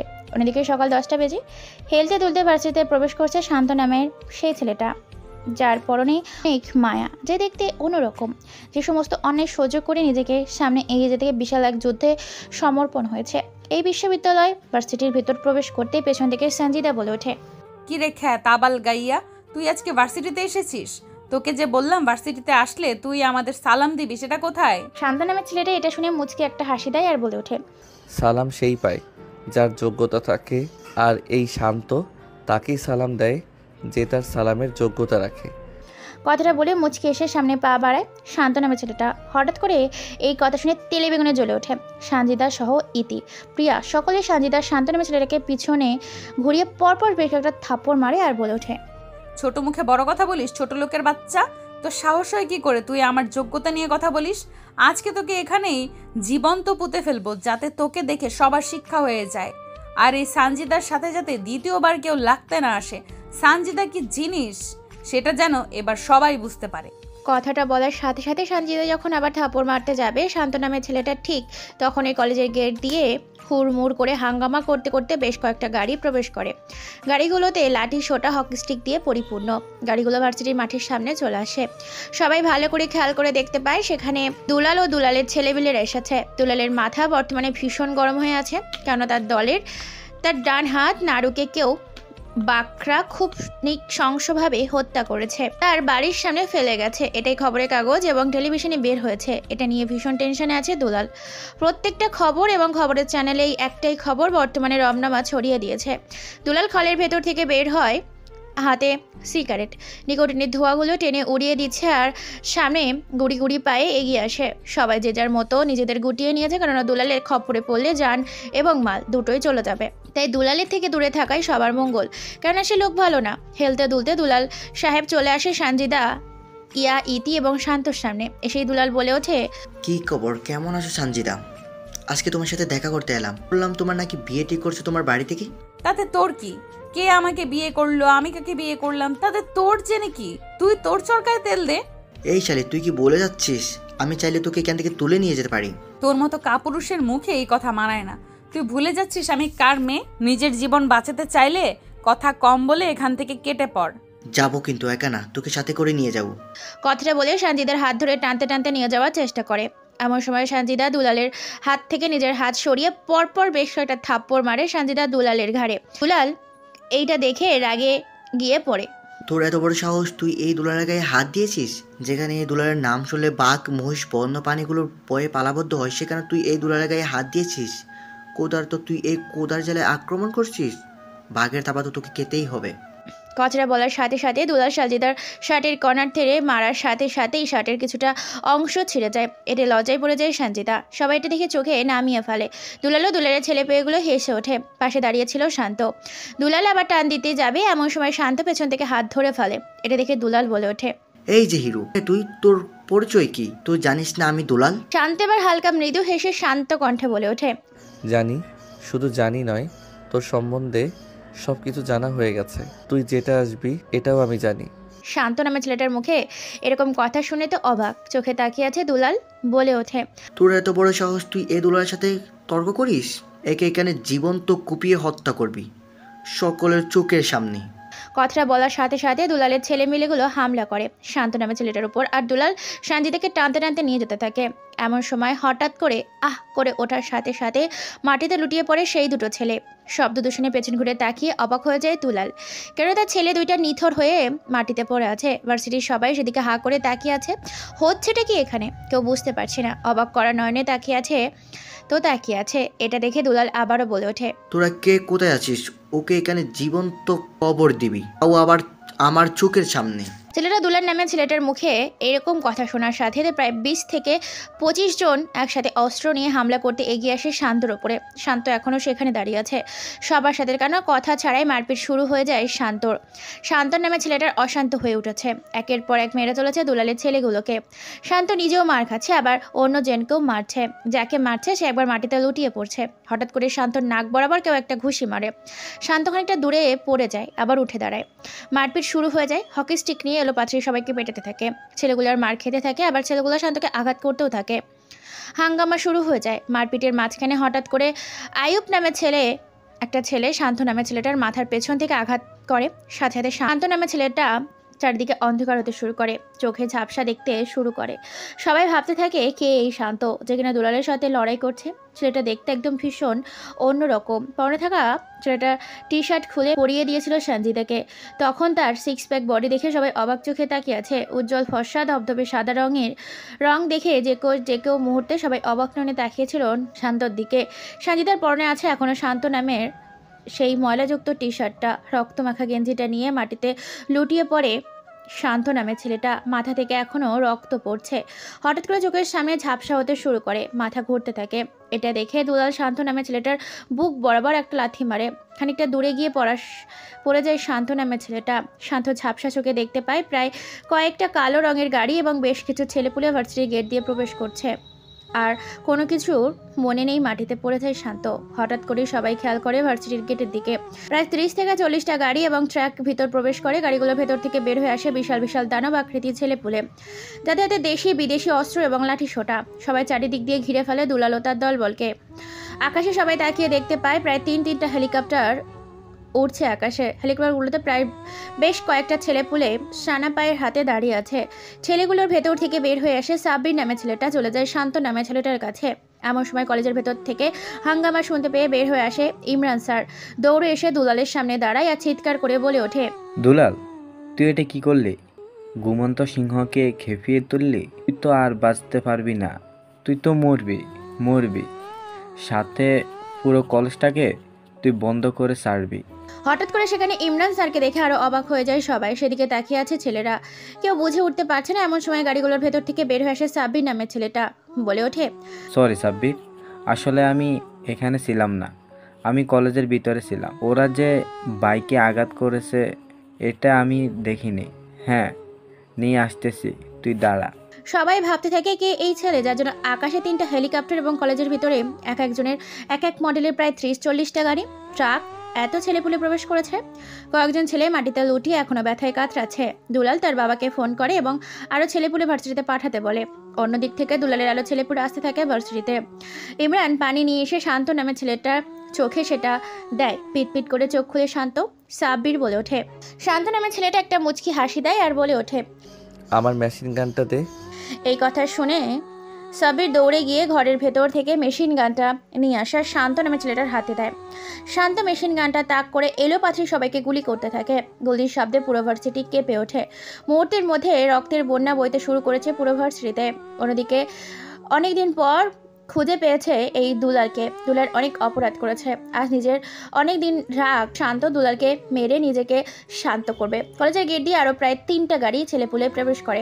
দুলাল বলে ওঠে। শান্ত নামে ছেলেটা এটা শুনে মেশিন গান চালানো বন্ধ করে দেয় আর মুচকি এসে বলে ওঠে, মাফিয়া কিং শান্ত, এই শান্ত চৌধুরীকে মারবি তুই? মাফিয়া কিং শান্ত নামটা শোনার সাথে সাথে পুরো ভার্সিটি নিস্তব্ধ হয়ে যায়। দুলাল তো অবাক হয়ে সেদিকেই তাকিয়ে আছে। ছেলে পুরো অস্ত্র নিয়ে শান্ত নামে ছেলের দিকে এগিয়ে যায়। শান্ত পাশে পড়ে থাকা একটা তরবারি হাতে নিয়ে এলোপাথারি কারো শরীর থেকে মাথা, হাত, পা, অঙ্গ প্রত্যঙ্গ ক্ষত বিক্ষত করতে শুরু করে। দুলালের ছেলেপুলের হাতে মাফিয়া কিং এর শান্ত নামে ছেলেটা দলের অনেকেই মারা যায়। মুহূর্তের মধ্যে পুরো ভার্সিটিতে কয়েকশো লাশ পড়ে যায়। দুলাল হা করে সেদিকে তাকিয়ে আছে, কেননা সানা পায়ে দিয়ে আকাশ থেকে 3টা হেলিকপ্টার করে গুলি করছে শান্ত এবং তার দলের ছেলেগুলো। তাই দুলাল ও তার দলবল শান্ত নামে ছেলের কাছে পেরিয়ে উঠতে পারে না। দুলাল একাই দাঁড়িয়ে আছে পুরো ভার্সিটির মাঠের পাশে। দাঁড়িয়ে আছে সানজিদার ভয়ে হাত পা কাঁপাকাঁপি শুরু করেছে। নিজের চোখের সামনে আজকে ভয়ঙ্কর সেই মাফিয়া কিংকে দেখতে পাচ্ছে। তার ভয়ে গলা শুকিয়ে আসছে। এতদিন খবরের কাগজে ও টেলিভিশনে তার নাম শুনেছে, সামনাসামনি কখনো দেখিনি, কিন্তু আজকে তাকে দেখে তার কলিজা শুকিয়ে যাচ্ছে। সে তো এই শান্ত নামে ছেলেটার সাথে অনেক অত্যাচার করেছে। শান্ত নামে ছেলেটার রক্ত মাখা শরীর নিয়ে রক্তের স্রোত বয়ে যাওয়া সেই ধারালো তরবারি নিয়ে এগিয়ে আসতে থাকে। হঠাৎ করে শান্ত নামে ছেলেটা দুলাল নামে ছেলেটার উদ্দেশ্যে বলে ওঠে, এই শান্ত যেই জঙ্গল বা শহরে যায় সেটাই তার হয়ে যায়। তোকে গত 2 বছর ধরে খুঁজতেছি। তোর জন্য আমি লন্ডন থেকে এদেশে এসেছি শুধুমাত্র তোকে মারবো বলে। আমি কি করে তোকে হাতের কাছে পেয়েও ছেড়ে দেব? এত সহজে তোকে পাতাল থেকে হলেও খুঁজে বের করতাম।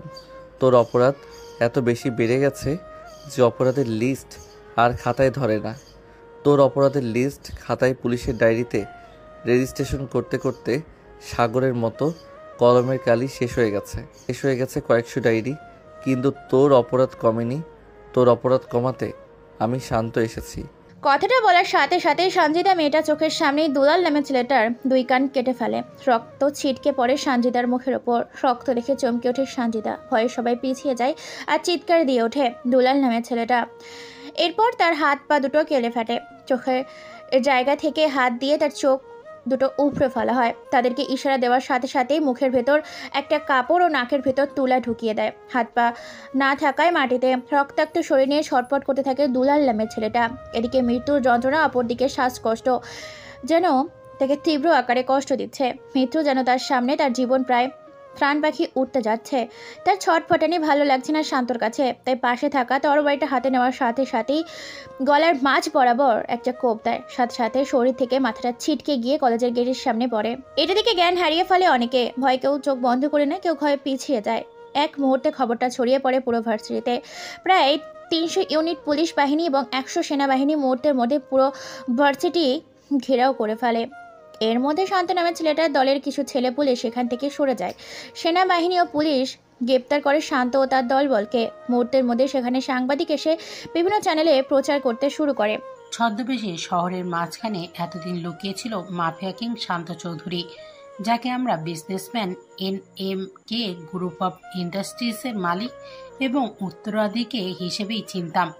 সেই ছেলেটা ছদ্মবেশে একজন লন্ডন ফেরত বাংলাদেশি মাফিয়া কিং। ছদ্মবেশে এতদিন ছিল এই শহরের দুলাল ও তার দলকে ধ্বংস করার কারণে। নির্মমভাবে হত্যা করা হয়েছে পুরো ভার্সিটির দুলাল ও তার পুরো দলকে মেরে মাটির সাথে পুঁতে ফেলেছে এই মাফিয়া। এখানে এসেছে সেনাবাহিনী, পুলিশ। গ্রেপ্তার করা হয়েছে মাফিয়া কিং শান্তকে। আদৌ কি জেলে থেকে মুক্তি পাবেন এই মাফিয়া কিং শান্ত? কেনই বা সে নিজের পরিচয় এতদিন লুকিয়ে রেখে আজকে হঠাৎ করে হাজারো মানুষের সামনে প্রকাশ করে দিল? জানতে আমাদের সাথেই থাকুন। গ্রেপ্তার করে তারা তাকে থানায় নিয়ে যাওয়ার প্রায় 40টা গাড়ি রাস্তার ওপর দিয়ে যাচ্ছে। সামনে বেশ কয়েকটা সেনাবাহিনীর গাড়ি, পেছনে কয়েকটা সেনাবাহিনীর গাড়ি। হাতে পায়ে লোহার শিকল দিয়ে আটকে রেখেছে শান্তকে। পুরো ভার্সিটি রক্তাক্ত। পুলিশগুলো এবং ফায়ার সার্ভিসের বেশ কয়েকটা ফোর্স এসেছে। লাশগুলোকে পাঠানো হচ্ছে অ্যাম্বুলেন্সে করে, মর্গে পাঠানো হচ্ছে। ফায়ার সার্ভিসের একটা ইউনিট পুরো মাঠ পরিষ্কার করতে থাকে পানি দিয়ে। থানার ভেতর লক আপে আটকে রাখা হয়েছে, চেয়ারের সাথে বেঁধে রেখেছে শান্তকে। চারিদিকে প্রায় কয়েক সেনাবাহিনী অফিসারকে বন্দুক হাতে দাঁড় করিয়ে রেখেছে, যাতে কোনোভাবেই না পালাতে পারে। সে কারণে পুরো থানা সেনাবাহিনী দিয়ে ঘিরে রাখা হয়েছে। এই খবর মুহূর্তের মধ্যে চারিদিকে ছড়িয়ে পড়ে। শান্ত একজন মাফিয়া কিং, এটা তার পরিবার জেনে যায়। তারা বিশ্বাস করতে পারছে না তাদের ছেলে একজন ভয়ঙ্কর মাফিয়া কিং। যারা ভয়ে সবাই আন্ডারগ্রাউন্ডে চলে যেতে বাধ্য হয়, সেই শান্ত হচ্ছে একজন মাফিয়া কিং। শান্ত নামের ছেলেটা এখনো থানার ভেতর বসে আছে, এখনো নিজের রাগ কমাতে পারে না। শান্তর বাবা মা বোন রওনা দিয়েছে প্রায় বড় বড় উকিল নিয়ে থানার উদ্দেশ্যে, নিজের ছেলেকে বাড়ি ফেরার কারণ তারা জানে তাদের ছেলে যতই মাফিয়া কিং হোক না কেন কোনোদিন খারাপ কাজ করতে পারে না। তাই উকিল নিয়ে থানার উদ্দেশ্যে রওনা দিয়েছে। শান্তকে থানার ভেতর আটকে রাখার ঠিক 10 মিনিট পর প্রায় 10 থেকে 12টা গাড়ি থানার ভেতর ব্রেক মারে। সবাই স্যালুট করতে থাকে একের পর এক আইনমন্ত্রীকে। আইনমন্ত্রী মামুন ভেতরে প্রবেশ করার সাথে সাথে পুলিশ অফিসার বলে ওঠে, স্যার আপনি এখানে কেন? আমাকে বললেই তো হয়ে যায়। তো চুপ কর শালা, তুই যা কাজ করেছিস তাতে তো তুইও মরবি, সাথে আমাকেও মারবি। তোকে কে বলেছে ভাইকে গ্রেপ্তার করে আনতে? ভাইকে এই মুহূর্তে ছেড়ে দে, নয়তো তুইও মরবি, তোর পরিবারকেও মারবি, তোর সাথে সাথে আমাকেও ফিরতে যেতে হবে ওপারে। ও একজন অপরাধী, ওকে আমি ধরে এনেছি, এতে আমার দোষ কি? আরে বেটা চুপ কর, তার দাপট সম্বন্ধে তুই জানিস না।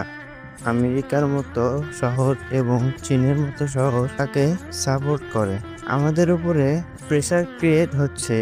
দেশগুলো থেকে বড় বড় রাজনীতিবিদগুলো ফোন দিচ্ছে এই মুহূর্তে তাকে ছেড়ে না দিলে তাদের সাথে আমাদের চুক্তি হওয়া সমস্ত বিজনেস বন্ধ করে দিবে। তাড়াতাড়ি ভাইকে জেলের ভিতর থেকে বের করে নিয়ে আয়। কথাটা শোনার সাথে সাথে ভয়ে পুলিশ অফিসার শান্তকে জেলের ভেতর থেকে বের করে আনে। শান্ত কোনো কথা ছাড়াই চেয়ারে পায়ের ওপর পা রেখে বসে পড়ে। সবাই সেদিকে হাঁ করে তাকিয়ে আছে। বাইরে প্রায় কিছু সাংবাদিক এটা ভিডিও করছে। সাবির নামে ছেলেটা একটা সিগারেট বাড়িয়ে দেয়। শান্ত নামে ছেলেটা সিগারেট নিয়ে নিকোটিনের ধোঁয়াগুলো উড়িয়ে দেয় আর বলে ওঠে, এই মন্ত্রী, তুই যদি আর 2 মিনিট আমাকে থানার ভেতর অপেক্ষা করাতি, তাহলে তোর হাঁটাচলা করার 2 পা দেখার জন্য 2 চোখ থাকতো না। সরি ভাই, আসলে আমি জানতাম না এই ঘটনাটা। জানার সাথে সাথে থানায় এসেছি। আমার জন্য একটা হেলিকপ্টারের ব্যবস্থা করো, যত তাড়াতাড়ি সম্ভব হয়। ভাই আপনি বাইরে আসুন, আপনার জন্য বাইরে হেলিকপ্টার অপেক্ষা করছে। পুলিশ সেনাবাহিনী সবাই হাঁ করে তাকিয়ে আছে শান্ত নামের ছেলেটার দিকে। শান্ত নামের ছেলেটা সিগারেটের বাকি অংশটুকু ফেলে দিয়ে পা দিয়ে পিষে থানার বাইরে বের হয়ে আসে। হেলিকপ্টার করে রওনা দেয় ভার্সিটির উদ্দেশ্যে। অন্যদিকে থানার বাইরে দাঁড়িয়ে থাকা বাকি গাড়িগুলোতে সাব্বির ও তার দলবল ভার্সিটির উদ্দেশ্যে রওনা দেয়। ভার্সিটির ভেতর প্রবেশ করে আবার বেশ কয়েকটা গাড়ি। এখনো থমথমে পরিবেশ, নিস্তব্ধ। সঞ্জিতা এখনো ভার্সিটিতেই আছে। এখনো ভার্সিটি থেকেই কেউ বাড়ি যেতে পারেনি। ভয়ে সবার হাত পা কাঁপাকাঁপি শুরু করেছে। হঠাৎ করে ভার্সিটির মাঠে আবারও একটা হেলিকপ্টার ল্যান্ড করে। সবাই সেদিকে তাকিয়ে আছে। বেশ কয়েকটা গাড়ি প্রবেশ করে। গাড়িগুলোর ভেতর থেকে অনেকগুলো বন্দুক হাতে ছেলেপুলে বের হয়ে আসে। হেলিকপ্টার মাটিতে ল্যান্ড করার সাথে সাথেই সবাই সেদিকে সিকিউরিটি দেওয়ার জন্য এগিয়ে যায়। হেলিকপ্টারের জানালা খুলে দেওয়ার সাথে সাথে ভেতর থেকে হিরোদের স্টাইলে বের হয়ে আসে শান্ত নামে ছেলেটা। সবাই শান্তকে দেখে আবার চমকে যায়, অবাক হয়ে তাকিয়ে আছে। যাকে কিনা সেনাবাহিনী ধরে নিয়ে গেল সে কিনা তাদের চোখের সামনে। এটা কেউ বিশ্বাস করতে পারছে না। এটা ভেবে সবাই অবাক হচ্ছে যে একে ছেড়ে দিল কি করে। শান্ত গুটি গুটি পায়ে এগিয়ে আসতে থাকে। তার পেছনে বন্দুক হাতে সারিবদ্ধভাবে দাঁড়িয়ে আছে তার দলের ছেলেগুলো, তারাও এগিয়ে আসতে থাকে। শান্ত কোনো কথা সারায় সঞ্জিতাকে টানতে টানতে সেখান থেকে হেলিকপ্টারে করে বসিয়ে দেয়। সঞ্জিতা ভয়ে কিছু বলতে পারে না, তার পুরো শরীর কাঁপতে থাকে।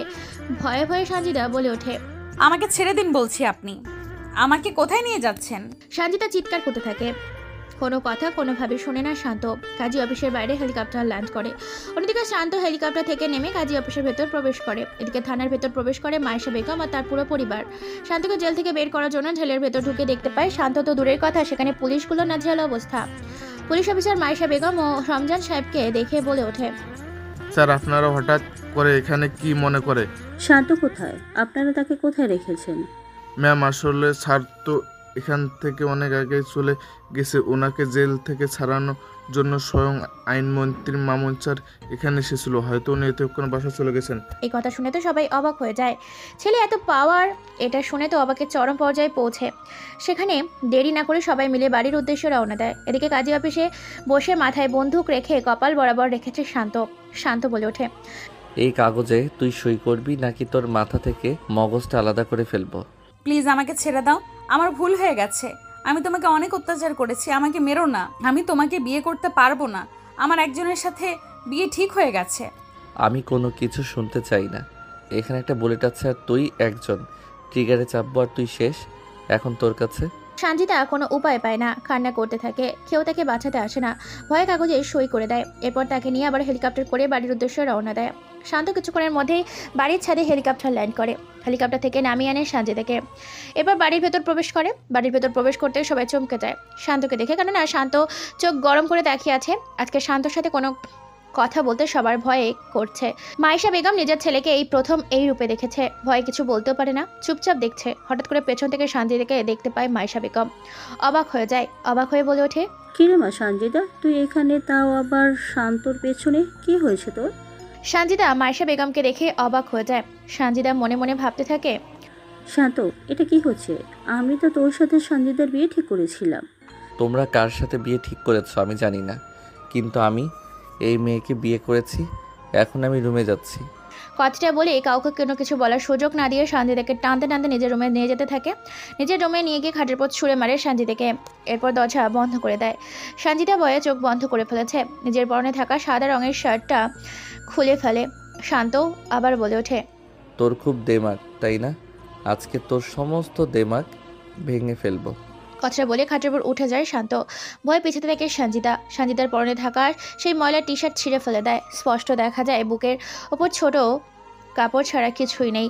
সঞ্জিতার ওপর জোর করতে থাকে, ভয়ে চেঁচাতে পারে না। হাতের তালুর মাঝে আঙুলের ভাগে নিজের হাতের আঙুল ঢুকিয়ে দেয় শান্ত। এরপর খাটের সাথে চেপে ধরে। ঘরের মধ্যে আলতো করে কেস করতে থাকে শান্ত। ধীরে ধীরে পাগলের মতো ছোট ছুঁয়ে দিতে থাকে সঞ্জিতাকে। পাগল করে তুলতে থাকে। ধীরে ধীরে নিজে নামতে থাকে পাগলের মতো। নিজের রাগ আর ক্ষোভ মেটে থাকে সঞ্জিতার ওপর। সঞ্জিতা ব্যথায় কুকড়ে ওঠে। ভয়ে কথা বলতে পারে না। মুখ বুজে সমস্ত রোমান্টিক অত্যাচার সহ্য করতে থাকে। নিজের ক্ষোভ আর রাগ মোটাতে থাকে। সঞ্জিতা ব্যথায় কুকড়ে ওঠে। এক পর্যায়ে শান্ত নিজের সমস্ত পুরুষত্বের শক্তি শেষ করে দিয়ে নিজের শরীরটাকে মিলিয়ে দেয় সঞ্জিতার ওপর আর ঘুমিয়ে যায় সেখানে। সঞ্জিতা ব্যথায় নড়াচড়াও করতে পারে না। নিজের ওপর থেকে শান্তকে সরিয়ে দিয়ে পাশেই ঘুমিয়ে পড়ে। রাত এইভাবেই কেটে যায়। কেউ রাতে আসেনি ভয়ে। সকালবেলা মিটমিট করে চোখ খুলছে শান্ত। হঠাৎ করে পাশে দেখতে পায় এখনও বেদমভাবে ঘুমাচ্ছে সঞ্জিতা। ঘুম ভেঙে যায় সঞ্জিতার। সঞ্জিতা উঠতে পারে না। কষ্ট করে উঠে হেলান দেয় খাটের ওপর। এমন সময় বাড়ি থেকে লিসা বলে ওঠে, ভাইয়া তোকে মা ডাকছে। বাইরে কারো কণ্ঠস্বর শুনে উঠে ভালো করে কাপড়গুলো জড়িয়ে নেয় সঞ্জিতা। কালকে সেই ঘটনার পর সাব্বির ফোন করে সব খবর চ্যানেলে বলে দিয়েছে যে এই বিষয়ে কোনো খবর প্রচার না করা হয়। তাই ভয়ে আর কেউ শান্তর বিষয়ে কোনো চ্যানেলে খবর প্রকাশ করেনি। শান্ত উঠে গিয়ে দরজা খুলে দেয়। বাড়ি থেকে ভেতরে প্রবেশ করে লিসা। প্রবেশ করতেই মুচকি হাসি দেয়। তাকিয়ে আছে শান্ত আর সানজিদার দিকে লিসা মুচকি এসে বলে ওঠে, তোরা নিচে আয়, আমি গেলাম, তোদেরকে ডাকছি। কথাটা বলে চলে যায় লিসা। আর শান্ত সানজিদার দিকে তাকায়, উঠতে পারে না, কেন কালকে রাতে তার উপর যে অত্যাচার করেছে শান্ত, তাতে প্রচণ্ড ব্যথা, শরীরে জ্বরও চলে এসেছে। নিজের ইচ্ছে মতো নিজের রাগ ও শক্তি প্রয়োগ করেছে। আগে রাগের বশবর্তী হয়ে সানজিদার ওপর। শান্ত ফ্রেশ হয়েতে চলে যায়।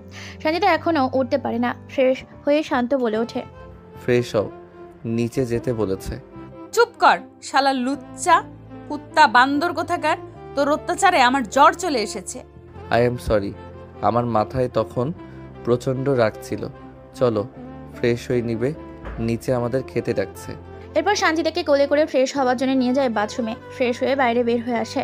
শান্ত চলে যায় লিসাকে পাঠিয়ে দেয়। লিসের ডয়ার থেকে সুন্দর 2টা শাড়ি বের করে এনে পরিয়ে দেয় সানজিদাকে। এরপর নিচে যায়, খাওয়া দাওয়া করছে সবাই মিলে। তখন মাইশা বেগম বলে ওঠে, কি এমন হয়েছিল যে তুই আমাদেরকে না জানিয়ে বিয়ে করে নিলি? তাছাড়া এই মেয়ের সাথে তো তোর বিয়ে ঠিক করেছিলাম। না মা, এমনি পছন্দ হয়েছিল তাই বিয়ে করে নিয়েছি। বিকেলে তোর শ্বশুরবাড়ি থেকে লোক আসবে তোদেরকে নিয়ে যেতে। আজকে আমরা তোর বাবার বন্ধুর মেয়ের বিয়েতে যাব। তোরা দাওয়াত খেতে আসিস। আজকে শ্বশুরবাড়ি থেকে তোর লোক আসবে। সানজিদার সাথে তুই তাদের বাড়িতেই যাবি। আমি ফোন করে জানিয়ে দিয়েছি ওনাদের। ঠিক আছে তো সানজিদা? ঠিক আছে মা। তারা খাওয়া দাওয়া শেষ করে এদিকে শাওরিয়ার ভীষণ রেগে আছে। শাওরিয়ারের ছেলে দুলালকে শান্ত মেরেছে। এটা মেনে নিতে পারছে না শাওরিয়ার বলে ওঠে, ওই কুত্তার বাচ্চা ও তার পরিবারকে মাটির সাথে মিশিয়ে দে, খোঁজ খবর নে কে কোথায় আছে। একটা দলের লোকগুলো বেরিয়ে যায় খোঁজ খবর নেওয়ার জন্য। দেখতে দেখতে সন্ধ্যা হয়ে যায়। সন্ধ্যায় শান্ত ও সানজিদা তাদের মেহমানদের সাথে সানজিদাদের বাসায় চলে যায়।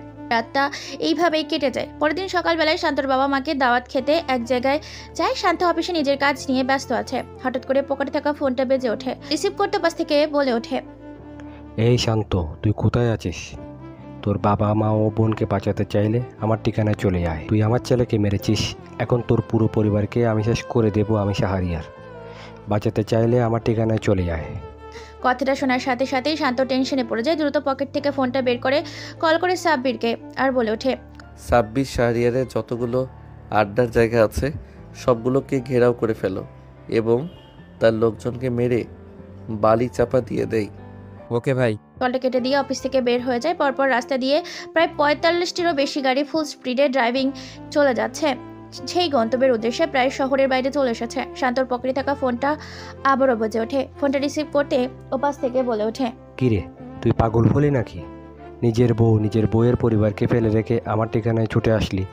তোর ভালোবাসার সবেমাত্র বিয়ে করা বউকে বাঁচাবে কে আমার হাত থেকে? এই কথা শোনার সাথে সাথেই গাড়ি ব্রেক করে শান্ত ওপাশ থেকে শাহরিয়ার বলে ওঠে, তোর কাছে মাত্র 15 মিনিট সময় আছে। বউকে বাঁচাবি নাকি নিজের বাবা মা ও বোনকে, সিদ্ধান্ত তোর কাছে। দুজনকে দুই প্রান্তে রেখেছি, দুজনের গলায় ছুরি ধরা আছে। মিনিট শেষ তো তাদের জীবনের নিঃশ্বাসটুকু শেষ। শান্ত কোনো কথা বলার আগেই কলটা কেটে দেয় শাহরিয়ার। সেনটা টেনশনে পড়ে যায়। মাথায় হাত দিয়েছে শান্ত। ওপাশ থেকে সাব্বির বলে ওঠে, ভাই এখন কি করব? আমি তো ভুলেই গিয়েছিলাম যে দুলালের বাপ শাহরিয়ার এখনো বেঁচে আছে, আর আমরা পাগলা সারকে ছেড়ে দিয়েছি। সে তো প্রতিশোধ নিবে। এখন কি করব? শান্ত ভাবতে থাকে কি করলে নিজের পরিবারকে বাঁচাতে পারবে এবং শেষ করে দিতে পারবে দুনিয়ার বুক থেকে শাহরিয়ারকে। নিজের মাথায় হাত দিয়ে চুলকাতে চুলকাতে হঠাৎ করে মুখের মধ্যে ঠোঁটের নিচে এক চিলতে রহস্যের হাসি ফুটে ওঠে। শান্ত বলে ওঠে, শাহরিয়ারের বউকে তুলে নিয়ে আয়। সে তার বউকে খুব ভালোবাসে, বউয়ের জন্য নিজের জীবন দিয়ে দিতে পারে। ওকে ভাই, ঠিক আছে। সাব্বিরা দেরি না করে চলে যায় শাহরিয়ারের বউ কুলসুম বেগমকে তুলে আনতে। প্রায় সময় পেরিয়ে যাচ্ছে। 15 মিনিট হয়ে গেছে। চোখের ইশারা দিতে যাবে শাহরিয়ার, তখনই তার হাতে থাকা ফোনটা বেজে ওঠে। ফোনটা রিসিভ করতে ওপাশ থেকে উচ্চ স্বরে কাছের হাসির কণ্ঠ শুনতে পায় আর বলে ওঠে, কিরে তুই আমাকে 15 মিনিট সময় দিয়েছিলি, আমি তোকে 10 মিনিট সময় দিলাম। তোর বউকে বাঁচাতে চাইলে তুই আমার ঠিকানায় চলে আয়। তোকে একটা ভিডিও দিলাম, ভিডিওটা ভালো করে দেখ। ভিডিওতে নিজের বইয়ের করুণ অবস্থা দেখে শান্ত চারিদিক দিয়ে অনেকগুলো বন্দুক তাক করে রেখেছে কুলসুম বেগমের দিকে এবং শরীরে বোম ফিট করে দিয়েছে। রিমোট বাটনে ক্লিক করলেই বোম ব্লাস্ট, আর সারা শরীর চূর্ণ বিচূর্ণ ক্ষত বিক্ষত। শাহরিয়ার বলে ওঠে, দেখ তোর পরিবারকে আমি ছেড়ে দিচ্ছি, তুই আমার কুলসুমের কোনো ক্ষতি করিস না। তুই যা বলবি আমি তাই করব। নিজের বউকে বাঁচাতে চাইলে আমার সাথে দেখা কর, যত দ্রুত সম্ভব হয়। এরপর শাহরিয়ার আর এক মুহূর্ত দেরি না করে সবাইকে নিয়ে শান্তর দেওয়া ঠিকানায় চলে যায়। রওনা দিয়ে পৌঁছে যায়। গাড়িগুলো থেকে বের করে নিয়ে আসা হয় মায়েশা বেগম আর তার পুরো পরিবারকে। সবাইকে হাত পা বেঁধে সামনে রাখা হয়েছে। শাহরিয়ার বলে ওঠে, তোর পুরো পরিবার ঠিক আছে, তুই আমার কুলসুমকে ছেড়ে দে। আগে ওদেরকে ছেড়ে দেই। ওকে, এই তোরা সবাইকে ছেড়ে দে। শাহরিয়ারের কথা মতো সবাইকে ছেড়ে দেওয়া হয়। সবাই মাঝখানে চলে আসে। ছেড়ে দেওয়া হয় কুলসুম বেগমকে। এমন সময় যখনই গুলি করতে যাবে শাহরিয়ার লোকজন শান্তর পরিবারের ওপর, তখন স্পাইপারের আঘাতে ক্ষতবিক্ষত করে দেয় শাহরিয়ারের দলে থাকা ছেলেপুলোকে। হঠাৎ করে সেখানে রণক্ষেত্র তৈরি হয়। বৃষ্টির মতো গুলি করতে থাকে সবাইকে। মুহূর্তের মধ্যে সবাইকে মেরে ফেলে। চারিদিকে প্রায় 900 ছেলে পুলিশ স্পাইপার হাতে দাঁড়িয়ে আছে। মাঝখানে আছে শান্ত, তার পুরো পরিবার এবং শাহরিয়ার এবং কুলসুম বেগম। শান্ত বলে ওঠে, শাহরিয়ারকে বাঁচাবে এমন আর কেউ নেই। যে শাহরিয়ার মৃত্যু সেখানে নিশ্চিত। চোখের ইশারা দেওয়ার সাথে সাথে শাহরিয়ারকে সবাই ধরে ফেলে। শান্ত চোখের সামনে নিয়ে আসা হয় এক বালতি পচা মরিচের রস। তারপর তার চোখের ভেতর ঢেলে দেওয়া হয়। শরীরের সমস্ত কাপড় খুলে সারা শরীরে পচা মরিচের রস ঢেলে দেওয়া হয়। সমস্ত শরীর জ্বলে যেতে শুরু করেছে। চিৎকার করছে পাগলের মতো। চোখের নিচের ওপর ফেলার মতো উপক্রম হয়েছে। সারা শরীর চুলকাতে থাকে। পাগলের মতো চিৎকার করতে থাকে। তার হুঙ্কারে যেন জায়গাটা কেঁপে ওঠে। শাহরিয়ার আর এই যন্ত্রণা সহ্য করতে পারছে না। শান্ত বলে ওঠে, দেখ, তোরা অনেক অন্যায় করেছিস। তোদের বাপের ঘোড়া পূর্ণ হয়েছে, তাই তোদের আজকে মৃত্যুর সময় চলে এসেছে। তোর কাছে দুইটা অপশন আছে, হয়তোবা আমার কাছে মরবি, আর না হয় নিজেই নিজেকে শেষ করে দিবি। ভেবে দেখ, আমার কাছে মরা মানে ভয়াবহ মৃত্যু। এর থেকে তুই নিজের বউকে নিজেই মেরে ফেল, সাথে তুই মর। কানের মধ্যে আরও পচা মরিচের রস ঢেলে দেওয়া হয়। ব্যথা যেন আরও তীব্র আকারে বেড়ে যায়। সরাসরি এবং মাটিতে পড়ে গড়াগড়ি খেতে শুরু করেছে। এই যন্ত্রণা সহ্য করতে পারে না। মাটিতে পড়ে থাকা বন্দুকটা তুলে পরপর কয়েকটা গুলি চলায় কুলসুম বেগমের ওপর। কুলসুম বেগম নিথর দেওয়াটা মাটিতে আছড়ে পড়ে। নিজের গলার ওপর ছুরি চালিয়ে গলা কাটা মুরগির মতো ছটফট করতে করতে প্রাণ হারায়। প্রাণ পাখিটা উড়াল দেয় দূর আকাশে। শান্তর দিকে তার পুরো পরিবার এগিয়ে আসে। মায়েশা বেগম বলে ওঠে, দেখো বাবা, অনেক হয়েছে। এই খারাপ কাজ এখন এই সব কিছু ছেড়ে দিয়ে ভালো হয়ে নিজের জীবনটাকে সুন্দর করো। ঘরে বউ এনেছি, বউকে নিয়ে সুখে সংসার করো। পুরো পরিবার নিয়ে বাড়ির উদ্দেশ্যে রওনা দেয়। সানজিদা এখনো ভয় পাচ্ছে। শান্তকে রাতে সবাই খেতে বলেছে। খাওয়া দাওয়া শেষ করে নিজের মতো করে ডেজার রুমে চলে যায়। সানজিদা বলে ওঠে, আমার কাছে আসতে হলে আপনাকে সব কিছু ছেড়ে দিতে হবে, কারণ আপনার জন্য আজকে আমার পুরো পরিবার মরতে বসেছিল। আমিও সিদ্ধান্ত নিয়েছি, সব কিছু দায়িত্ব এখন সাব্বিরকে বুঝিয়ে দিয়ে আমি এখন নিজের ব্যবসা সামলাবো। বয়স তো অনেক হয়ে গেল, এখন অবসরপ্রাপ্ত। স্বপ্ন এখন তোমাকে নিয়ে সুখের সংসার। ঢং দেখলে আর বাঁচি না, মাফিয়া কোথাকার। তাই না? কথাটা বলে সঞ্জিতাকে কোলে করে শান্ত খাটের ওপর ফেলে দেয়। এরপর চোর পুলিশ খেলায় মেতে ওঠে দুইজনে। ভালোবাসার মধ্য দিয়ে রাতটা পার করে দিয়ে সময়টাকে উপভোগ করতে থাকে। নিজের পথ চলা এবং ভালো থাকার প্রতিশ্রুতি দিয়ে নতুন করে সংসার শুরু করে তারা। তাদের সংসারের জীবনের দোয়া এবং আমাদের চ্যানেলের নতুন নতুন গল্প যেন আপনাদের উপহার দিতে পারি, এই দোয়া চেয়ে সুস্থতা কামনা করে গল্পটা এখানে শেষ করে দিলাম। আর হ্যাঁ, এই মাসে মোট 7টা নতুন গল্প আসতে চলেছে। ধন্যবাদ সবাইকে। আসসালামু আলাইকুম।